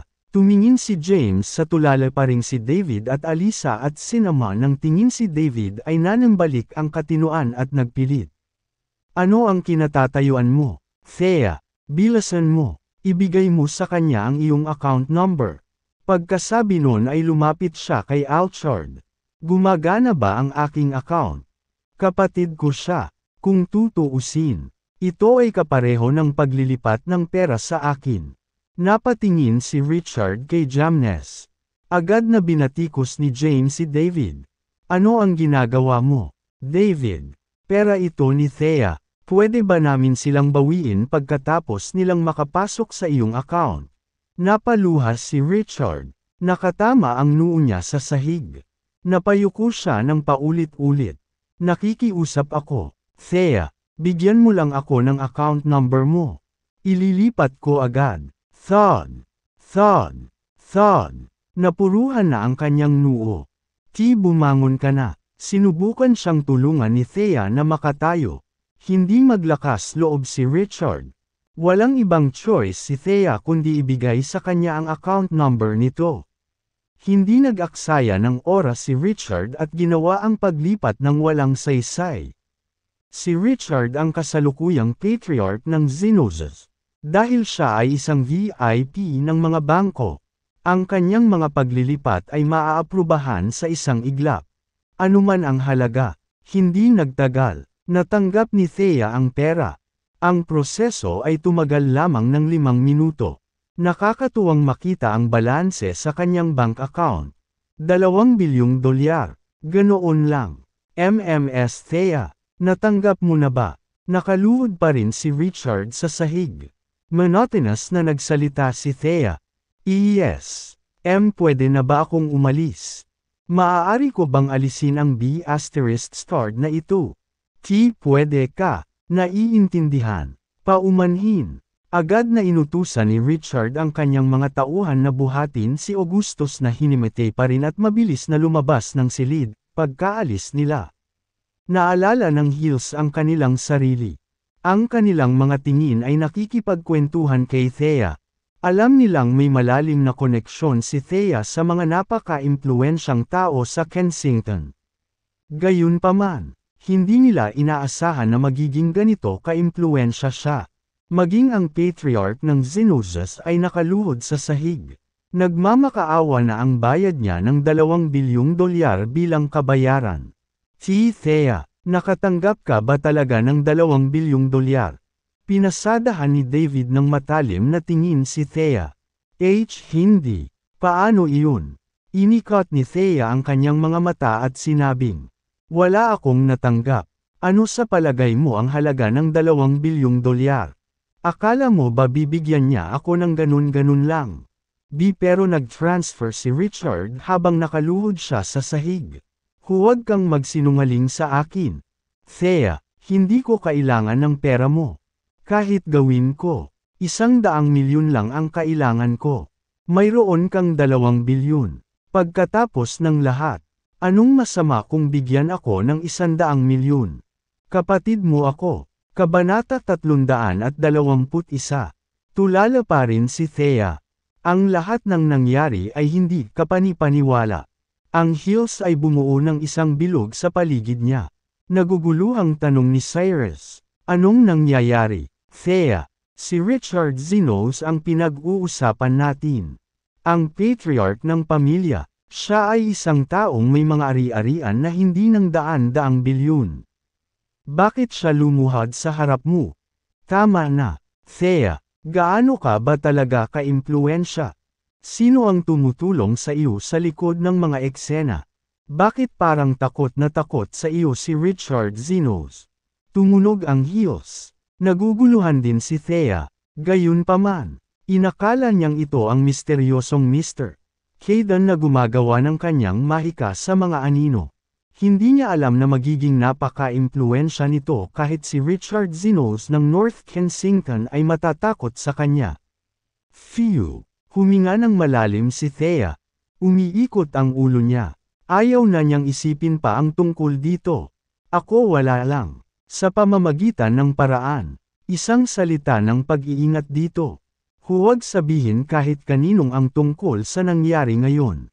Siya ang patriarch ng Xenozas na hindi ng daan-daang bilyon. Pagkatapos ng lahat, kung kumalat ang balita, masisira ang kanyang reputasyon. Sa kapangyarihan at impluwensya ng mga Xenozas. Ang pagdurog sa atin ay larong pambata lamang. Pagkatapos ng babala sa kanila, tumayo siya para umalis. Nagsimulang umikot ang ulo niya sa ilang hakbang lang. Nahuli siya ni James sa oras. Habang karga-karga siya ni James. Lumabas siya ng kwarto. Nagkatinginan ang heels. Cyrus. Ganoon ba talaga ka-impluwensya si Thea? Si Richard iyon. Ang lalaking may gumawa ng yumugyug sa langit at lupa. At nakaluhod siya sa sahig na parang masunarang aso. Hindi ka pani-paniwala. Umupo si Cyrus sa isang upuan at nagsindi ng sigarilyo. Bagamat marami na siyang nakilalang malaki sa buong buhay niya bilang isang negosyante. Hindi pa niya nakita si Richard. Iyon ay dahil hindi pa siya kwalipikadong gawin ito sa dami ng mga ari-arian na hawak niya. Hindi niya inaasahan na si Richard ay lumuhod sa sahig at masunurin na tinidor ang mahigit $2 bilyong. $100 milyon kada baso. Tunay na nakakatakot sa sandaling iyon. Malinaw na naiintindihan niya kung gaano katakot si Thea. Hindi si Thea ang nakakatakot. Ito ang nasa likod ng mga eksena. Narinig niya ang tungkol sa kanyang mga pangyayari. It was a Kayden. A mysterious Kayden. Behind her back, huwag mong sabihin kahit kanino ang tungkol sa pangyayari ngayon. Kung may lumabas na salita. Naiintindihan. Kalahati. Hindi ko sasabihin sa isang kaluluwa. Cyrus. Sabay pasok ni Thea sa kotse. Siya ay lasing. At ang kanyang ulo ay umiikot. Ayaw niyang mag-isip ng kahit ano. Honey, babalik ba tayo sa Hill Residence o sa ibang lugar? Sa kanyang upuan. Iminulat ni Thea ang kanyang mga mata at sinabing, Kay, kalimutan mo na. Wag na tayo umuwi. Kumuha ka na lang ng kwarto sa isang hotel. Uuwi na tayo bukas. Got it? Sagot ni James. Pagkatapos, inilabas niya ang kanyang telepono at naghanap ng malapit sa hotel. Nagmaneho siya papunta sa kinaroroonan. Hindi nagtagal, nakarating sila sa isang 5-star hotel. Pagka-park ng sasakyan ay bumaba siya sa driver's seat at binuksan ang pinto ng pasahero. Tapos, ay nalalayan niyang bumaba si Thea. Lasing si Thea, namumula ang kanyang mga pisngi. At wala na kahit isang onsa ng lakas sa kanya. She collapsed into James' arms the moment she downed the car. Ang nakakaakit na halimuyak ay kumikiliti sa mga butas ng ilong ni James at lubos siyang pinasigla. Nakapulupot ang braso nito sa slim waist nito. At ang bilis ng tibok ng puso niya. Nakaakbay kay Thea, tinahak niya ang daan papunta sa entrance ng hotel. Sa hindi kalayuan. Isang grupo ng mga lasing na binata ang naglalakad. Sila ay sumisigaw ng mga himig. Dylan, tingnan mo, doon. Nang makitang tinutulungan ni James si Thea papunta sa entrance ng hotel. Mabilis na nanambalik ang isa sa mga binata at napabulalas habang nakaturo kay Thea. Nang marinig ito, lumingon ang iba sa grupo. Natigilan sila. Napakagandang babae. Hindi pa sila nakakita ng ganoon kagandang kagandahan. Dylan, masyadong nainom ang magandang ginang at tingnan mo ang lalaking iyon sa ordinaryong damit. Walang paraan na mayaman siya. Dapat ay sinundo niya ito sa mga lansangan at nagplanong kumuha ng kwarto sa hotel. Hindi natin siya dapat hayaang makatakas. Kabanata 322. Dylan Nell. 30 taong gulang at walang trabaho. Naglibot siya sa lahat ng uri ng bar at entertainment district. Kasama ng humigit kumulang 50 honchos. Nagsagawa siya ng mga negosyo tulad ng pangangikil at pantubos na lumalampas sa mga gilid ng batas. Ngayon, kalalabas lang niya at ng kanyang mga honchos mula sa isang bar. Nang makita si Thea, nanlaki ang mga mata nila sa kanya. Naranasan nilang maghintay sa labas ng mga bar para sunduin ang mga magagandang babae na lasing at pagkatapos ay kumuha ng kwarto sa isang hotel kung saan. Pagkatapos nito, ay record nila ang proseso at mangikil ng pera sa kanilang mga biktima. Alam nila ang nangyayari nang makita nila si Jarnes na magkasama-kasama si Thea. Ang lalaking ito ay napakaswerte para makuha ang kanyang mga kamay sa isang magandang babae. Sa isang matako na tingin, inutusan ni Dylan ang kanyang mga tauhan. Go get them. Bugbugin ang lalaki at sunggaban ang babae. Oo, tuwang-tuwa ang mga honcho. Napakagandang babae. Matapos siyang matikman ni Dylan. Turn na nila. Nang makarating sina James at Thea sa entrance ng hotel, may mga hooligan na lumapit at pinigilan sila sa paglalakad. Sumipol ang isa at tumingin kay James ng pilyong ngisi. Hoy, bata, binabalaan kita. Ibaba mo ang babae. Yumuko ka sa amin. At pakakawalan ka namin kung hindi. Tatalunan ka namin. Hindi nasiyahan si Dylan. Anong dili dalaying mo? Kunin mo na siya. Napatingin si James sa papalapit na si Dylan. Mukha siyang 30 taong gulang at nakasuot ng itim na vest. Mahaba ang buhok niya at may gintong kwintas sa leeg. May tato siyang berdeng dragon kaya mas nakakatakot ang hitsura niya. Ang dragon tato lamang ay makakapagpabalisa sa marami. Mawala. Dumilim ang mukha ni James. Halos wala pa ring malay si Thea. Binuksan niya ang kanyang mga mata at nakita niya ang mga lalaking nakaharap sa kanilang dinadaanan. Anong nangyayari, honey? Nagsalita siya sa maalinsangan na boses. Makinis at nakakaakit, nandito ako. Honey, natatawang sabi ng isang lalaki at naglakad palapit sa kanya. Itinaas ni Jantz ang kanyang paa at sinipa siya. Dumiretso siya para sa kanyang pondiya. Arg! Napahawak ang lalaki sa kanyang pondiya at napasigaw sa sakit. Pagkatapos, bumagsak siya sa lupa at nakahiga doon na hindi gumagalaw. Kunin mo siya, sigaw ni Dylan. Agad na inilabas ng kanyang mga tauhan ang kanilang mga punyal. Binetuka ng isa si James. Gayunpaman, bago pa man siya makalapit sa kanya, hinawakan siya ni Thames sa braso at pinilipat. Basag. Nabali ang kanyang palso, at napasigaw sa sakit ng tulisan. Ang punyal sa kanyang kamay ay nahulog sa lupa. Nagpatuloy si James sa opens iba. Sa isang kisap mata, lahat sila ay bumagsak sa lupa. Sa takot, napaatras ng ilang hakbang si Dylan. Habang nakasandal si Thea sa kanya, naglakad si James papunta kay Dylan. Nagsalita si Thea sa mahinang boses. Huwag kang makipag-away. Honey, huminto si James at pinandilatan si Dylan. Scram! Tatandaan kita. How dare you bugbugin ang mga tauhan ko? Maghintay lang. Patay kang tao. Nang makita ang kanyang mga tauhan na nakahandusay sa lupa, nag-iwan ng banta si Dylan at nakatali ang buntot. Bumalik lang siya pagkakapasok ni James sa hotel. Nakatayo na sa lupa ang kanyang mga honchos. Basura. Nagmura siya. Hindi namin kasalanan. Dylan. Hindi namin ine-expect na magiging napakagaling niyang fighter. Senita siya ni Dylan. Imbestigahan mo siya. Gusto kong malaman kung sino siya. Papatayin ko talaga siya. Si Dylan ay nasa lansangan ng maraming taon at nakilala ang maraming makapangyarihang lalaki. Ang pagkuha ng kanyang mga kamay sa hotel room bukong record ni James ay isang piraso ng cake. Hindi nagtagal. Alam niya ang pangalan ni James. Pagkatapos nito, nag-imbestiga pa sila. Nalaman niya kung saan nanggaling si James. Kensington. Dumilim ang mukha ni Dylan. Pagkatapos, hinanap niya ang kanyang amo. Sa isang silid ng underground gambling den sa North Kensington. Yumuko si Dylan at nagsalita ng magalang. Bryson, ito ay isang magandang pagkakataon upang kumita ng pera. Nalaman ko na ang lalaking bumugbog sa mga tauhan ko ay si James.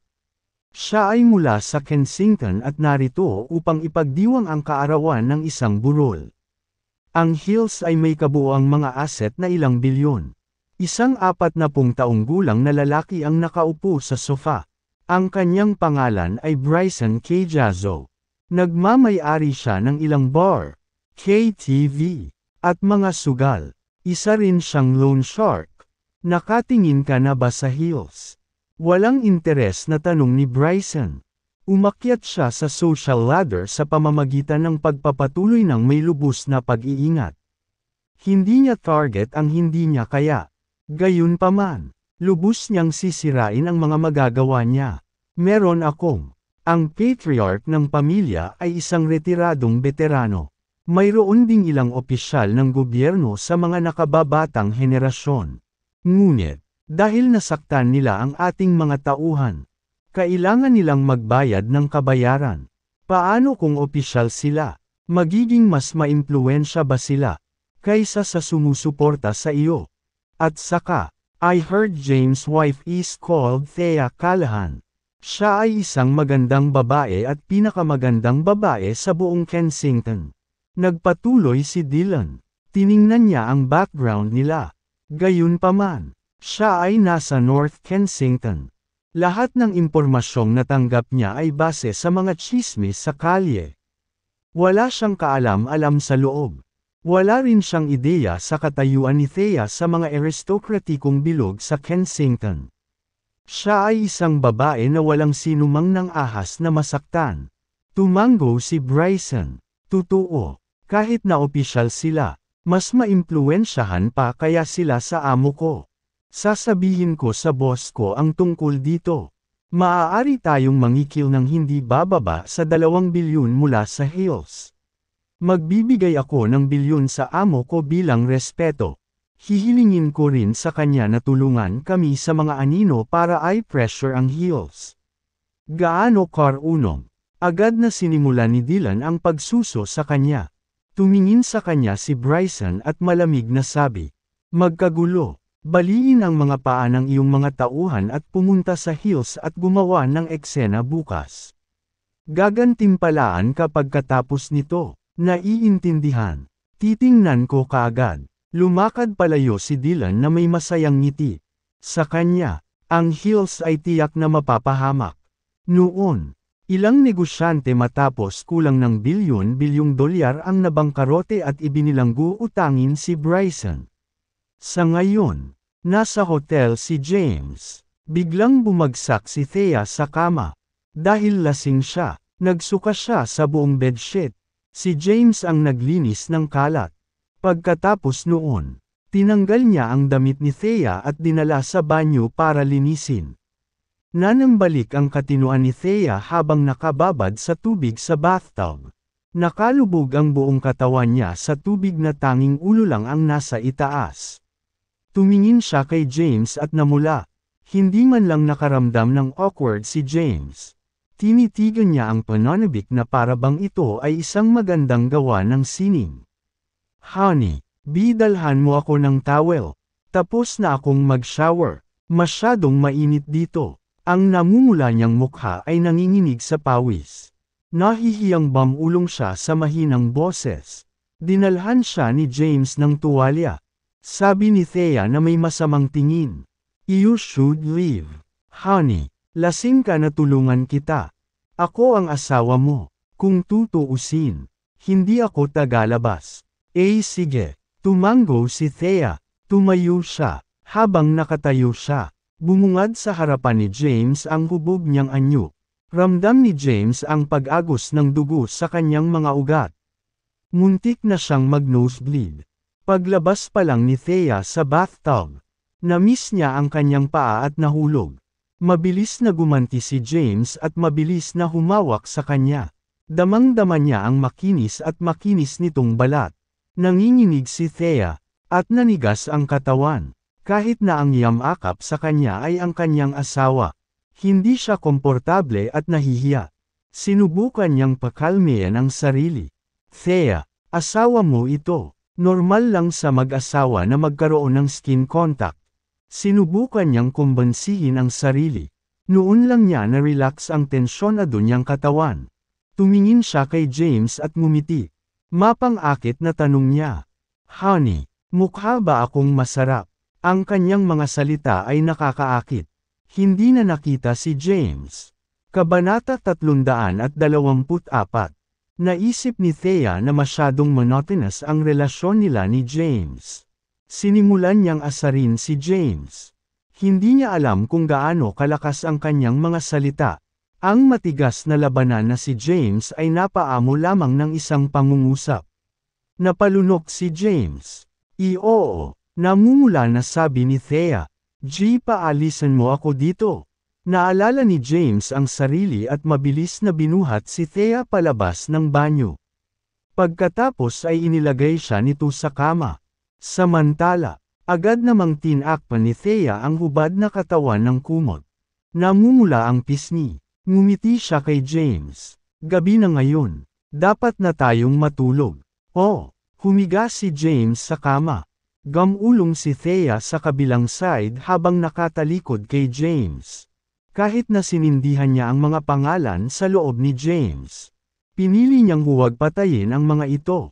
Hindi komportable si James sa buong katawan niya. Gayunpaman, pinili niyang pigilan ang pagnanasa. Lumipas ang gabi ng tahimik. Maagang nagising si James kinaumagahan. Si Thea naman ay tulog pa rin. Dumiretso si James sa sala ng presidential suite at inilabas ang phone niya para tawagan si Daniel.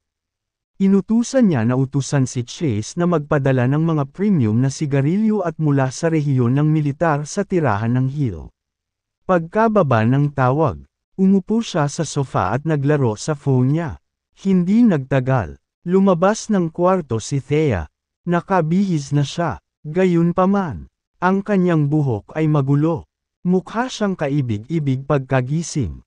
Honey, kinapa niya ang kanyang mga temp at umupo sa sofa. Sabi ni James, Honey, maaga pa naman. Dapat kang bumalik sa pagtulog. Umiling si Thea at inilabas ang phone niya. Binuksan niya ang kanyang mga text message at tinitigan ang notification na ipinadala sa kanya ng bangko kagabi. Lumapit sa kanya si James at nakita ang balanse ng kanyang account. Nagkunwaring nagulat, napabulalas siya. Wow! Mayroong 2 bilyon doon. Honey, mayaman kami. Bumili tayo ng villa pagbalik natin. Kensington. Okay. Tumingin si Thea kay James at inikat ang mga mata. Mangarap pa. Ginagamit ko ito para palawakin ang Pacific Group. Sa 2 bilyong dolyar, mabilis kong mapalawak ang negosyo. Honey, oo, hindi ka ba nagtataka kung bakit binigyan ako ng pera ng mga Zinoses? Nakangiting sabi ni James. It's the mysterious Mr. Hayden behind this. Of course, siguradong nabalitaan niya na pinipilit ka ni Augustus na uminom. Galit na galit. Inutusan niya si Richard na lumuhad sa harap mo at humingi ng tawad. Bakit hindi ka galit? Kung gayon, sagot ni James, ano ba ang dapat ikagalit? Sa lahat ng mga bigwigs na nahuhulog sa iyo, maaari lamang itong mga hulugan na ang aking asawa's outstanding. Ang swerte ko na napangasawa kita. Bakit ako magagalit? Nagpout si Thea at sinabing, kung patuloy kang walang ambisyoso, itatapon kita at pupunta sa misteryosong Mr. Hayden. Huwag naman honey, ginagawa ko ang aking makakaya. Nakahanap pa ako ng trabaho. Ay oo, hindi ko pa nasasabi sa'yo kung saan ako nagtatrabaho. Inilabas ni James ang kanyang Transgenerational Account Executive Business Card at sinabing, tingnan mo. Nagtatrabaho ako bilang account executive sa Transgenerational Group. Inilibot ni Thea ang kanyang mga mata. Account executive. Alam niya kung ano talaga ang kasama sa trabaho. Gayunpaman, may sapat siyang kakayahan upang makakuha ng trabaho sa Transgenerational. Ang Transgenerational ay isang malaking korporasyon. Kailangan mong magtrabaho ng husto. Naiintindihan, ma'am. Magsisikap ako, kaya, ay pangako mo sa akin na hindi mo ako itatapon. Honey, nagpout si Thea, depende yan sa performance mo. Maglalagay na ako ng make-up ngayon. Tumayo siya at tinungo ang dressing room. Samantala, umupo si James sa sofa at nagsigarilyo. Siya ay nabubuhay sa buhay. Maya-maya pa ay natapos na si Thea sa paglalagay ng make pataas. Nag-check out ang dalawa at nagtungo sa tirahan ng burol. Pagdating nila, sayang 9 na ng umaga. Birthday ng lola ni Thea ngayon. Bagamat hindi ito isang engranding pagdiriwang ng kaarawan. Ang Hills ay isang maimpluwensyang pamilya. Lahat ng may koneksyon sa Hills ay naroon. Ilang malalapit na kamag-anak lang ng Hills ang nandito kahapon. Ngayon, gayunpaman, ay iba. Nandoon ang lahat. Si Jedediah at ang kanyang 4 na anak na lalaki at 2 anak na babae. Gayon din ang kanyang mga pamangkin. Ay naruroon lahat. Umalangaw-ngaw sa tawanan at saya ang looban ng tirahan ng burol. Naging paksa ng talakayan sina James at Thea pagdating nila. Nagbulungan-bulungan ang lahat kung paano dumating ang oras ni Gladys at kung paano niya tuluyang may angat ang ulo niya. Pumunta si Gladys sa kanila at siniraan ni James. Ano bang iniisip mo, James? How dare you stay out all night kasama ang anak ko? Nagmamadaling paliwanag ni Thea, Ma, hindi niya kasalanan. Isang uminom ng kaunti kagabi. So, we decided na kumuha ng room sa isang hotel. Tita Gladys, pinainom ko si Thea kagabi. Lumapit si Cyrus at nakangiting sinabi. Hindi napigilan ni Thea ang kanyang alak at lasing lamang siya pagkatapos ng ilang baso ng alak. Hindi niya kasalanan. Saka lang medyo lumiwanag si Gladys ng mga sandaling iyon. Huminto ang isang sasakyan ng pulis sa harap ng courtyard. Nandito si Clinton. Tumayo ang lahat para salubungin siya. Hoy, nanay. Hoy, tatay. Long time no see. Grandpa and Grandma, bumaba ng sasakyan ang isang lalaki na mukhang 25 taong gulang na nakauniporme at binati ang lahat. Tumayo si Thea sa likod ni James at bumulong. Ito si Clinton Hills. Siya ang kapitan ng espesyal na unit ng pulisya at may malaking tungkulin. Siya ang pride of the Hills. Ma'am, bahagyang tumanggo si James, kapitan ng dalubhasang pulis sa murang edad. Kahanga-hanga, patuloy ni Thea, ang aking lolo ay isang sundalo at nagkaroon ng hindi mabilang na mga proteges. Narinig ko mula sa aking ina na ang ilan ay nakarating sa pinuno ng Departamento ng Pulisya ng lungsod. Ang ilan ay umabot pa sa antas ng county at bayan. Not bad. Walang pakialam na sabi ni James. Samantala, si Clinton, na malugod na tinanggap ng pamilya, ay umupo sa looban. Bumuo ng bilog ang lahat sa paligid niya. Si Jedediah at ang kanyang asawa ay nakaupo sa tabi niya. Ang chitan ay ang pagmamalaki at kagalakan ng Hills. Clinton, maayos ba ang trabaho mo? Grabe lolo. At saka, may good news ako sa'yo. Oh, napukaw ang pagkamausisa ni Jedediah. Tinanong niya, ano ito? Nakatuon ang tingin ng lahat kay Clinton. Sumagot si Clinton. Alam mo ba na ang Blythe King ay gumagawa ng isang pangkat ng mga espesyal na puwersa? Pipili siya ng 10,000 lalaki mula sa 10 milyon mula sa lahat ng rehiyon ng militar at mga espesyal na unit ng pulisya sa buong bansa pagkatapos sumailalim sa isang 3 buwang espesyal na pagsasanay at makapasa sa isang panghuling proseso ng screening.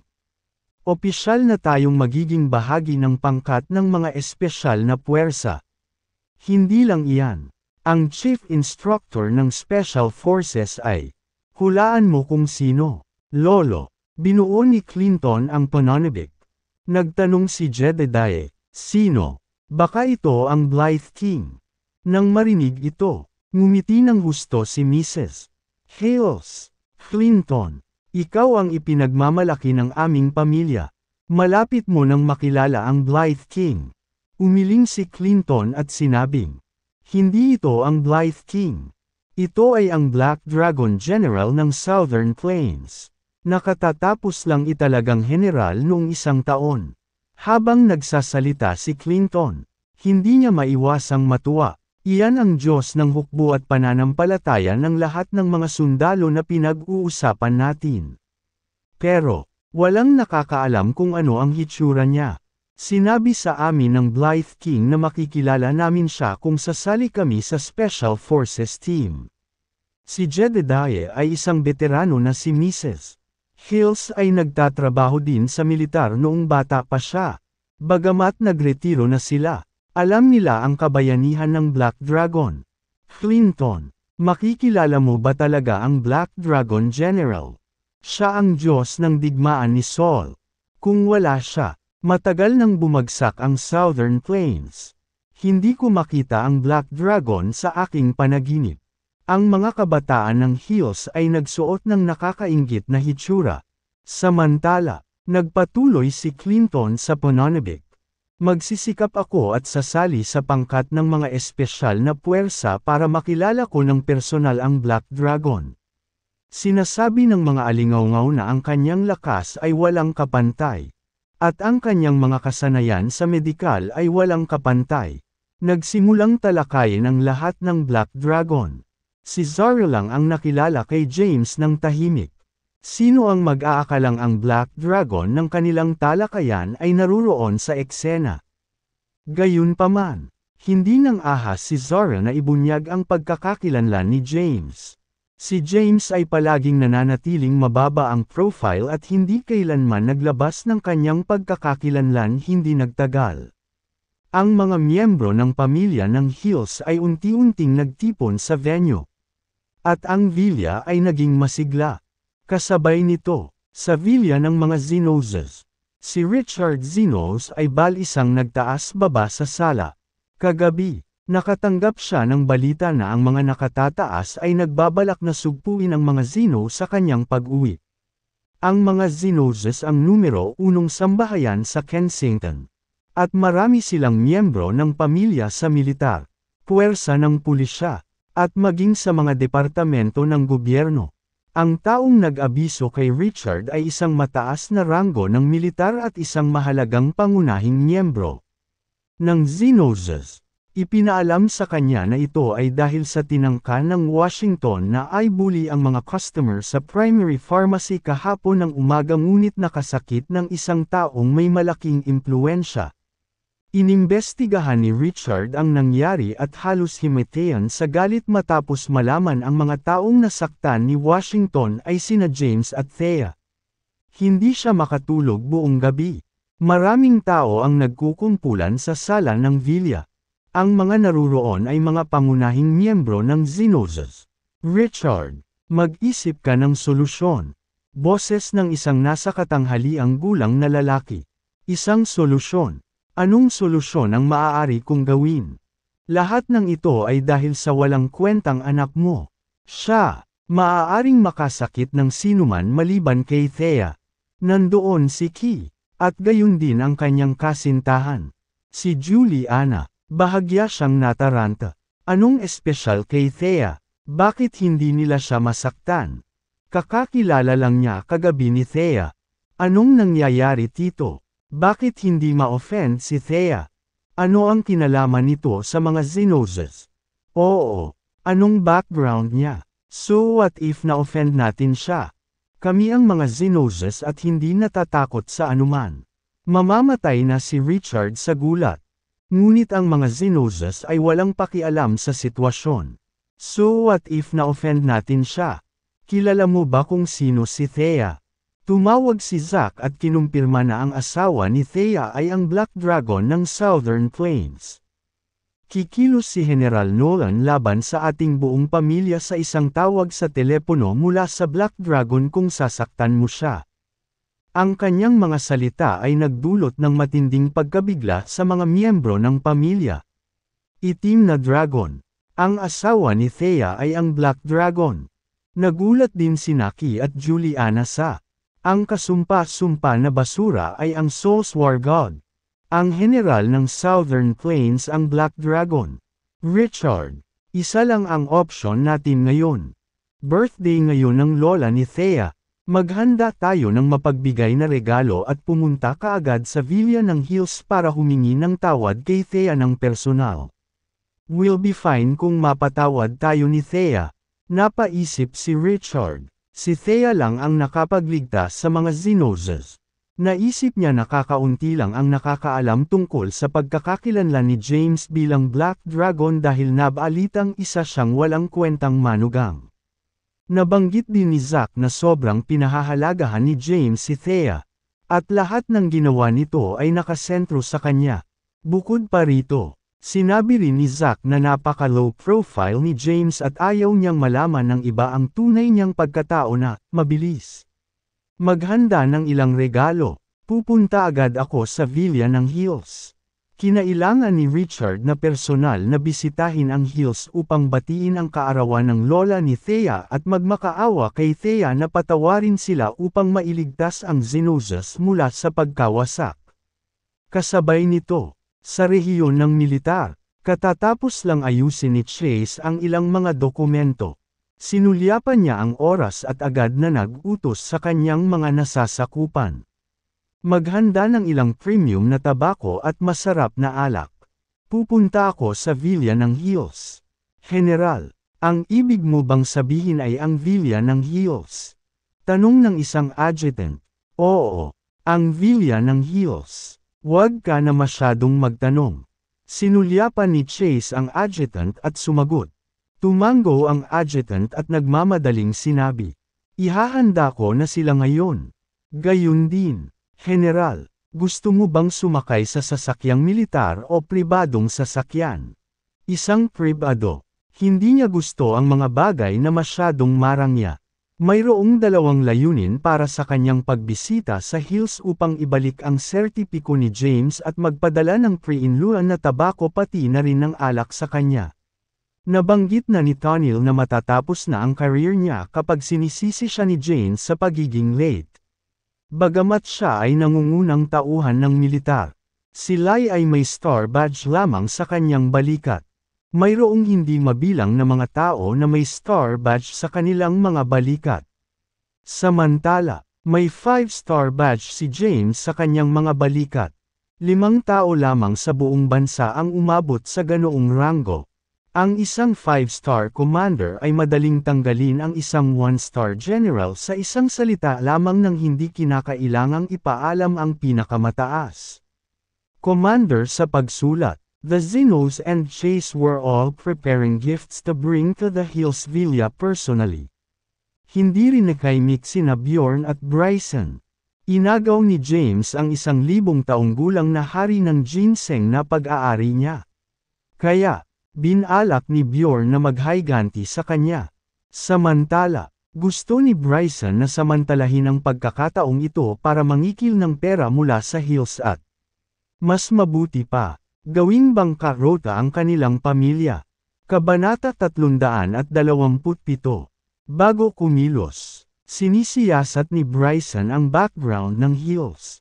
Ang Hills ay may maraming mga mag-aaral na kasangkot sa iba't ibang larangan. Na ang pinakamaimpluwensyang isa ay ang City Police Department Chief. Marami rin silang miyembro ng pamilya sa loob ng militar, pulisya, at mga departamento ng gobyerno. Gayunpaman, wala sa kanila ang may napakataas na ranggo sa mga larangang ito. Samantala, ang kanyang amo ay nasa posisyon ng mataas na posisyon at pangalawang pinakamataas na kapangyarihan sa North Kensington. The Hills Villa Courtyard. Karamihan sa mga pangunahing miyembro ng pamilya ay dumating. Si Hitchcock at ang matandang babae ng bahay ay nakaupo sa harap. Hindi pa nagsimula ang piging. Ayon sa kaugalian ng Hills, magsisimula lamang ang piging pagkatapos iharap ng mga nakababatang henerasyon ang kanilang mga regalo.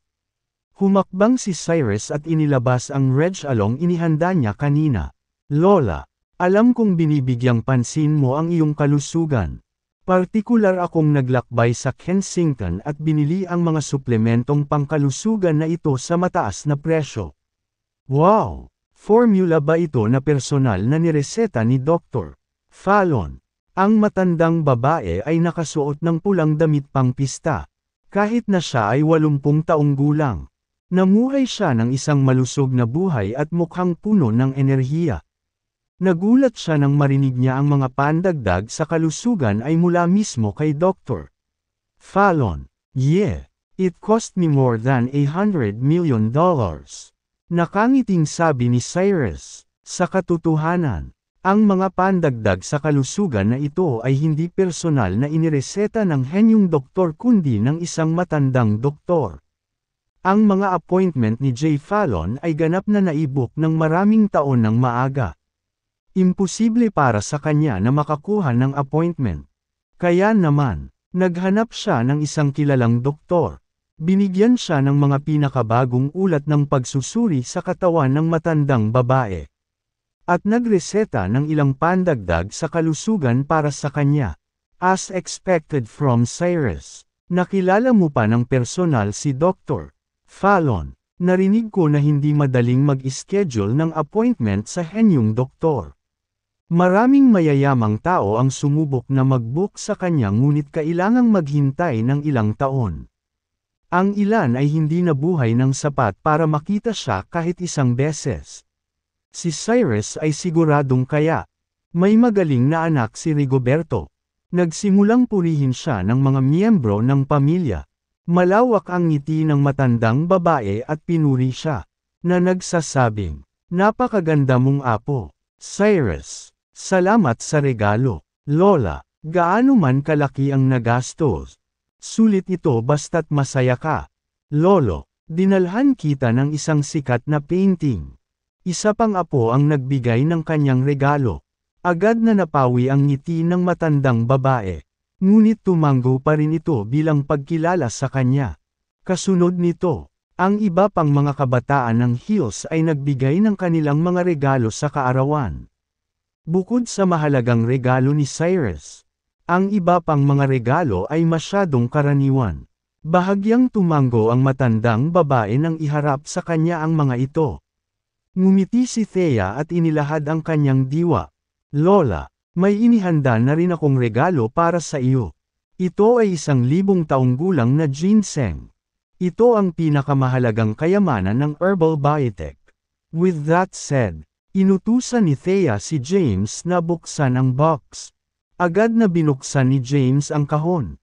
Napasigaw ang lahat nang makita nila ang malaking ginseng. Napakalaking ginseng iyan.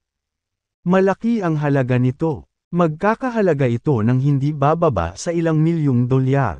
Ano ang ibig mong sabihin ng ilang milyong dolyar? Narinig ko na ang hari ng ginseng. Ito ay isang hindi mapapalitang kayamanan na nagkakahalaga ng hindi bababa sa 1 hanggang 200 milyong dolyar. Talaga, 1 hanggang 200 milyon ba talaga? Ang mga ari-arian ng kumpanya ni Thea ay halos 100 milyong dolyar lamang. Paano niya kayang gumastos ng napakalaki para makabili ng herbal biotech King of Ginseng? Nagsimulang mapuno ng talakayan ang silid. Lahat ay may pagdududa tungkol sa hari ng ginseng na ipinakita sa harap nila. "Thea, seryoso ka bang linlangan si Lola gamit ang peking?" Ang taong nagsalita ay si Clinton Hill. Nakasalukuyang kapitan ng isang unit ng pulisya. Alam niyang naka-jackpot ang pamilya ni Thea. Nagkaroon ng pera si Thea at bumili pa ng isang kumpanya. Gayunpaman, alam niya na ang hari ng ginseng ng herbal biotech ay napakahalaga. Hindi ito isang bagay na mabibili ng pera. Napatingin ang lahat kay Thea na may pagdududa matapos marinig ang hinala ni Clinton. "Thea, may dala ka bang peke para dayin ako? Hindi mo dapat kaming lahat na tanga. Thea, hindi mo maaaring kayang bayaran ang 1 hanggang 200 milyong dolyar na hari ng ginseng. Hindi yan mabibili kahit may pera ka. Tama iyan. Narinig ko ang pamilya mo ay mahilig magyabang at magpakita ng mga bagay na wala ka." Maraming tao ang nagsalita. Nadama nilang lahat na kailangang peke ang hari ng ginseng na dinala ni Thea. "Lola, totoo po ito. Binili ko ito sa Herbal Biotech Auction House na ibinigay sa akin ng Herbal Biotech. Ito ay ganap na totoo." Nagtawanan agad ang lahat nang marinig ang paliwanag ni Thea. "Binigay nila sa'yo. Sino ka sa tingin mo? Thea, hindi mo ba alam kung anong uri ng pag-iral ang Herbal Biotech? Bakit kanila ibibigay?" Lahat ay napatingin sa kanya na parang hindi makapaniwala. Hindi nila alam na si Jay Fallon ang tumayo para kay Thea sa birthday party ni Yuna. Ni hindi nila alam na si Thea ay isa na ngayong figure na walang nang ahas na masaktan sa upper class circle ng Kensington. Hindi sila qualified na maging upper class. Kaya, Wala silang access sa impormasyon tungkol sa mga ganoong bagay. Nagpanik si Thea habang tinatanong siya ng mga ito. Sinulyapan niya si James at sinabing, "Honey, tulungan mo akong magpaliwanag ng mabilis. Itong hari ng ginseng ang tunay na bagay." Walang pakialam na sinabi ni James. Ang katotohanan ang mananaig. Kaya bakit mo pa kailangang ipaliwanag? Dahil sa tingin ni Lola ay peke ito. Maaari nating bawiin at gamitin ito sa ating sarili. Walang balak magpaliwanag si James. Walang dapat ipaliwanag. Nang makitang hindi nagpapaliwanag si James, mas kumbinsido ang Hills na peke ang hari ng ginseng. Kinubkob ng mga miyembro ng Hills si Thea. At lahat ng uri ng masasakit na salita ay ibinato sa kanya. Nahihiya si Gladys. Maaari silang magbigay ng anumang bagay. Bakit kailangan nilang ipakita ang isang bagay na peke? Sa kanyang pananaw, tiyak na pekeng produkto ang dala ni Thea dahil kay James. Tumayo siya at pinagalitan. Ano bang problema mo, James? Bakit mo pinadala si Thea ng pekeng produkto? Hinawakan ni Gladys ang braso niya kay James. Si James ay instinctively dodged it and explained, "Ma, kalokohan yan. Kahit yung iba hindi naniniwala kay Thea. How can you not trust her? Mom, itigil mo na ta." Agad na hinayla ni Thea si Gladys. Humakbang si Cyrus. "Lola, mga matatanda, malamang hindi ito peke. Kagabi, nasaksihan niya ang pagluhod ng ulo ng Xenozes kay Thea. Paano magpapakita ng peking produkto ang gayong maimpluwensyang tao?" Ang mga kabataan na naruroon sa eksena kagabi ay nagsimulang magsalita para kay Thea. "Kayong mga kabataan ay walang naiintindihan. Bakit ka nakikialam?" Sinaway sila ng isang elder. At agad silang tumigil sa pagsasalita ng Thea. Ang ama ni Cyrus, ang bunsong anak ni Jedediah, si Rigoberto, ay humakbang pasulong. Sinulyapan niya ang ginseng na nakalagay sa mesa at sinabing, "Nakakita ako ng hindi mabilang na mga materyales na panggamot. Sa unang tingin, halatang hindi totoo ang ginseng na ito. Ito ay gawa ng tao. Saan mo nakuha itong ginseng? Thea, naliligaw ka na ba?" Dahil nagsalita si Rigoberto, sigurado ang lahat na peke iyon. Si Rigoberto ang pinakamayaman at pinakamatalino sa Hills. Kung sinabi niyang peke iyon, dapat nga, Dad, ito ay dapat na totoo. Bago pa matapos magsalita si Cyrus ay sinaman siya ng tingin ni Rigoberto. Nilunok niya ang natitira niyang salita at agad na itinikom ang bibig. Ang hari ng ginseng ay tunay na binigay sa akin ni Christine Fallon sa Herbal Biotech. Sa harap ng mga pagdududa ng pamilya, nalungkot si Thea, mapagbigay niyang niregaluhan ang kanyang lola na nangangailangan ng ginseng para mapasaya siya.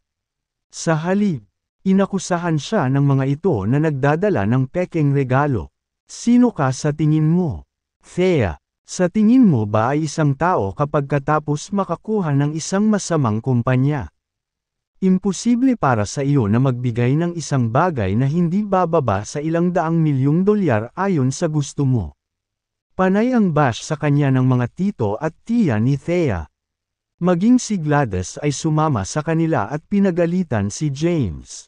Hindi sila pinabulaanan ni James. Tahimik siyang tumabi. Kinuha ang kanyang telepono. At tinawagan si Jake. Nasa North Kensington ang apo mo. Christine, tama ba? Hilingin sa kanya na pumunta sa villa ng Hills at ipaliwanag ang sitwasyon tungkol sa hari ng ginseng. Si Jake, na tinatawag na ding Jay, ay tumanggap ng tawag mula kay Faines at hindi nang ahas na pabayaan ang bagay na iyon. Agad niyang tinawagan si Christine. Hindi inaasahan ni Jay na inimbestigahan ni Christine ang kinaroroonan ni Thea sa North Kensington kahapon at nalaman ang tungkol sa kanyang agenda sa pagdiriwang ng kaarawan ng kanyang lola. Alam ni Christine na magalang ang lolo niya kay Thea, kaya naman, gusto niyang gamitin ang pagkakataong ito para makilala siya. Malapit na siya sa Villa ng Hills nang tumawag ang kanyang lolo. Ano? Ipaliwanag ang hari ng ginseng. Inaakusahan ng The Hills ang hari ng ginseng bilang isang pekeng. Natigilan si Christine. Nagmamadali siyang sumagot. Lolo, malapit na ako sa Villa ng Hills. Susugod ako doon sa lalong madaling panahon. Ibinaba niya ang telepono at inutusan ang driver na pabilisin. Pagkalipas ng ilang minuto, nagpakita siya sa patio ng Villa ng Hills. Pinalibutan ng buong pamilya si Thea sa looban at inakusahan siyang nagdadala ng pekeng produkto. Samantala, ang matandang babae ay may napakahindi nasisiyahang ekspresyon. Nadismaya siya sa kanyang apo dahil sa pagtanggi niyang aminin ang kanyang pagkakamali. Tama na yan. Tumahimik ang lahat. Nagsalita ang matandang babae. Agad na napahawak sa dila ang lahat. Itinulak ng matandang babae ang hari ng ginseng mula sa mesa sa lupa at pinag-uusapan siya ng hindi nasisiyahang ekspresyon. Thea, kunin mo ang peke mong ginseng at umalis ka rito. At saka, Gladys, mas mabuting maging magulang mo nang maayos ang iyong anak. Huwag mo nang ipahiya ang sarili mo. Oo, Morn. Walang lakas ng loob na sumbatan siya ni Gladys. Bakit ka pa nakatayo dito? Hindi ka pa ba napahiya? Hurry and go. Pinandilatan ni Gladys si James at sinaway ito. Sino ba nagsabing fake? Maya-maya lang. May narinig na boses. Ang mga tao ay napalingon sa boses. Lumapit ang isang matangkad at balingkinitang babae na nakasuot ng puting damit. WHO. Natigilan ang lahat. Sino ang babaeng ito? Si Jedediah, ang pinuno ng mga burol, ay tumayo at binati siya. Young lady, sino ka kaya? Tanong niya. Ang babaeng nagpakita ay si Christine. Sinulyapan niya ang hari ng ginseng na itinulak sa sahig. Lumakad. At binuhat ito, ako si Christine. Apo ni Jay Fallon mula sa Kensington. At ang taong namamahala sa Herbal Biotech. This is really the king of ginseng from Herbal Biotech. Ako yung nagbigay kay MS. Thea, inaakusahan ba ninyo ang lahat ng hari ng ginseng na ito ay hindi $105 milyong bilang peke? Napatingin siya sa karamihan. 12-dosenang mga tao ang naruroon sa pinangyarihan. Gayunpaman, ito ay patay na tahimik. Bakit biglang susulpot ang namamahala sa Herbal Biotech sa Villa ng Hills? Bahagyang nagulat din si James nang makitang dumating si Christine kaya maya-maya pa ay nakatawag na siya sa telepono. Siya ay dumating na hindi kapani-paniwalang mabilis. Maaari ba siyang lumipad? Naisip ni James. MS. Thea. Lumapit si Christine kay Thea na may ngiti sa magandang mukha at binati. MS. Fallon. Bati pabalik ni Thea. Hindi niya inaasahan na lalabas si Christine sa Villa ng Hills. Sa hitsura ni Christine para i-verify ang ginseng. Ang mga miyembro ng Hills ay agad na tumalikod at nagpalitan ng tingin. Walang nang ahas magsalita. Tumayo ang matandang babae na may pagdududa sa mukha. Ikaw ba talaga ang apo ni Dr. Fallon? Sinulyapan niya si Cyrus para kumpirmahin. Cyrus, hindi mo ba nakita si Dr. Fallon sa Kensington? Ito ba ang kanyang apo? Parang nahihiya si Cyrus. Hindi pa niya nakita si Dr. Fallon o kilala ang kanyang apo. Gayunpaman, sigurado siya na ang babaeng ito ay apo ni Dr. Fallon at ang taong namamahala sa Herbal Biotech. Tumango siya. Oo. Tumayo si Rigoberto. Iniunat ang kamay. At ngumiti. MS. Fallon. Nice to meet you. Ako si Rigoberto. Ang chairman ng R&F Corporation. Sumulyap si Christine sa kanya at walang sinabing mukhang awkward si Rigoberto. AK King of Ginseng. Ito ba ay isang tunay na hari ng ginseng? Kahit na pinatunayan ni Rigoberto ang pagkakakilanlan ni Christine. Napabulalas ang matandang babae. Tuwang-tuwa na tumingin sa hari ng ginseng. Lumapit si David at sinabing, Sinabi ko na sa inyo ang tunay na pakikitungo ni Da. Ngunit lahat kayo ay tumanggi na maniwala sa kanya at pinagalitan pa siya. Apollo aking kapatid. Nagpalitan ng tingin ang mga miyembro ng Hill. Pinagsabihan sila ng matandang babae. Bakit hindi kayong lahat magsabi? Kahit ano. Sa wakas ay humingi ng paumanhin ang mga miyembro ng pamilya. Thea. Pasensya na sa hindi ko pagkakaunawaan sa iyo. Thea. Nagsinungaling din ako sa iyo. Sana wag mo na lang tanggapin. Thea, misunderstanding lang. Naiintindihan na lahat kayo ay hindi naniwala sa akin. After all, this is priceless king of ginseng. Winuwagayway ni Thea ang kanyang mga kamay at sumagot. Matapos malutas ang hindi pagkakaunawaan. Iniharap din ni Christine ang kanyang mga regalo sa matandang babae. Lahat sila ay naglalaman ng suplemento na maganda. Tuwang-tuwa ang matandang babae at hindi napigil ang mapangiti. Herbal Biotech VIP Card.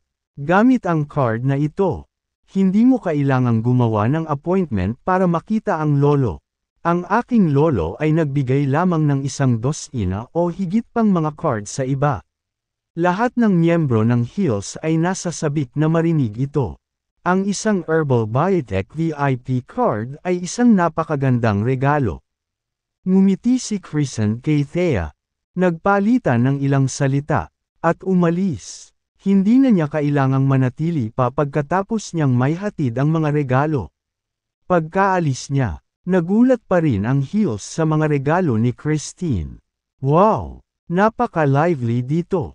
Isang kakaibang boses ang tumunog sa looban wala pang 1 minutong pagkaalis ni Christine. Lumingon ang lahat sa tunog at nakita ang isang matandang nayan na nakasuot ng suit sa labas ng villa ng Hills kasama ang daan-daang tao. Ang taong nagpakita ay si Bjorn.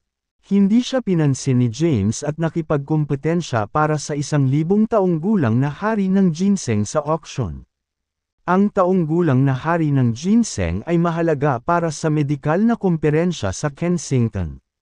Kailangan niya itong 1,000 taong gulang na hari ng ginseng para talunin si Jay at manalo sa titulong henyong doktor. Naabot niya ang isang kilalang pamilya sa North Kensington. Ang mga Yoder. Ang katayuan ng mga Yoder sa North Kensington ay pangalawa lamang sa mga Zenoses at isang malaking sambahayan. Minsan ay nanalo si Bjorn sa titulong henyong doktor at naging tagapagligtas ng pinuno ng Yoders. Isang araw ang nakalipas, nagsalita siya tungkol sa pangyayari ng hari ng ginseng na nangyari. Agad namang nagpahayag ng suporta ang Yoders kay Bjorn para mabawi ang hari ng ginseng. Si Cooper, ang panganay na anak ng pinuno ng mga Yoder, ay personal na sinamahan si Bjorn sa villa ng Hills. Kasama nila ang isang gangster boss na natagpuan ni Bjorn mula sa Underworld. Ang kanyang pangalan ay Cannon Stone. Sa kanyang mga naunang taon, madalas siyang makisalamuha sa Underworld. Sa ngayon, siya ay gumagawa ng legal na negosyo at nagbukas ng isang kumpanya ng seguridad sa North Kensington. Ang daang taong sumusunod sa likod niya ay pawang mula sa kanyang security company. Natigilan ang The Hills nang makitang papalapit sina Bjorn, Cooper, at Cannon. Kumunot ang noo ni James at bumulong sa sarili. Bakit nandito ang matandang ito? Nagsimulang mag-alala si Thea. Nakilala niya ang taong ito. Nagkaroon siya ng ilang conflict kay James sa auction kagabi. Kaya maliwanag na hindi siya dumating na may magandang intensyon. Hinawakan niya ang kamay ni James at nag-aalalang ekspresyon. Mahal, ito, ayos lang. Tingnan muna natin kung ano ang mangyayari. Inalo siya ni James, ang pinuno ng mga burol. Si Jedediah ay tumayo at binati siya ng nakangiti. Sino kaya kayong lahat? Cooper. Nakilala ni Rigoberto ang isa sa kanila. Isa itong bigwig na may net worth na 10 bilyon. Bagamat hindi pa siya nakita ni Rigoberto ng personal, siya ay nasa industriya ng negosyo at narinig na siya noon. Nakilala rin siya ni Cyrus ngunit hindi niya inaasahan na ang isang malaking shot ay hindi na 10-10 bilyon ay darating sa isang maliit na lugar tulad ng Hillsville. Hindi ba ito ang boss ng Sentinel Security? Canon. Nakilala rin ni Rigoberto ang isa sa kanila. Hindi ba si Bjorn iyon? Sino si Bjorn? Bjorn Truman. Siya ay tinatawag na Doctor of Wonders. Ang kanyang mga kasanayan sa medikal ay kapantay ng henyong doktor. Si Dr. Fallon.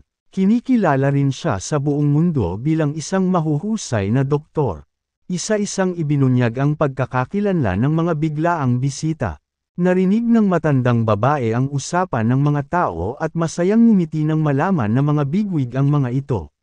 Salamat sa lahat ng pumunta para ipagdiwang ang aking kaarawan. Ito ay isang karangalan. Pumunta rin ang matandang babae para batiin ang mga bisita. Gayunpaman, nang makalapit siya sa kanila, agad siyang hinarang ng mga kasamang bodyguard. Nagdilim ang mukha ni Bjorn. At nanunuya, ipagdiwang ang iyong kaarawan. Old hag, masyado kang mataas ang tingin mo sa sarili mo. Nandito ako ngayon para lutisin ang isang salungatan. Ha! Nanlamig ang mukha ng matandang babae. Salungatan. Anong conflict? Anong uri ng alitan ang Hills sa iyo? Hindi maiwasang magtanong ni Jedediah. Lumapit si Rigoberto at nakangiting sinabi, Dr. Truman, Mr. Yoder, Mr. Stone. Ikinagalak kong makilala kayong tatlo ngayon. Ang pangalan ko ay Rigoberto. Ako ang... Bago pa man siya matapos sa pagsasalita ay sinipa siya ng isang kasamang bodyguard. Direktang damapo ang paa ng bodyguard kay Rigoberto. At bumagsak ito sa lupa. Sa sandaling ito, napagtanto ng Hills na ang mga panauhin na ito ay hindi naririto upang ipagdiwang ang anumang kaarawan kundi upang magdulot ng gulo. Lahat sila ay nalilito kung paano nasaktan ng sinuman mula sa Hills ang mga bigwig na ito. Itinuro ni Bjorn si James at walang pakialam na sinabi, Brat, halika rito at lumuhod. Aminin mo agad ang pagkakamali mo. Lahat ay napalingon kay James. Ngayon, naunawaan na ng lahat. Ang ignorante na si James ang nakasakit sa mga bigwig na ito. Lumapit si James sa kanila ng sunod-sunod sa ilalim ng tingin ng mga tao. With a nonchalant expression, he said, Ikaw ba? Bakit ka nandito? Pinapayuhan ko kayong umalis sa lalong madaling panahon. Kung hindi, pagsisisihan mong hindi makaalis si Bellang mamaya.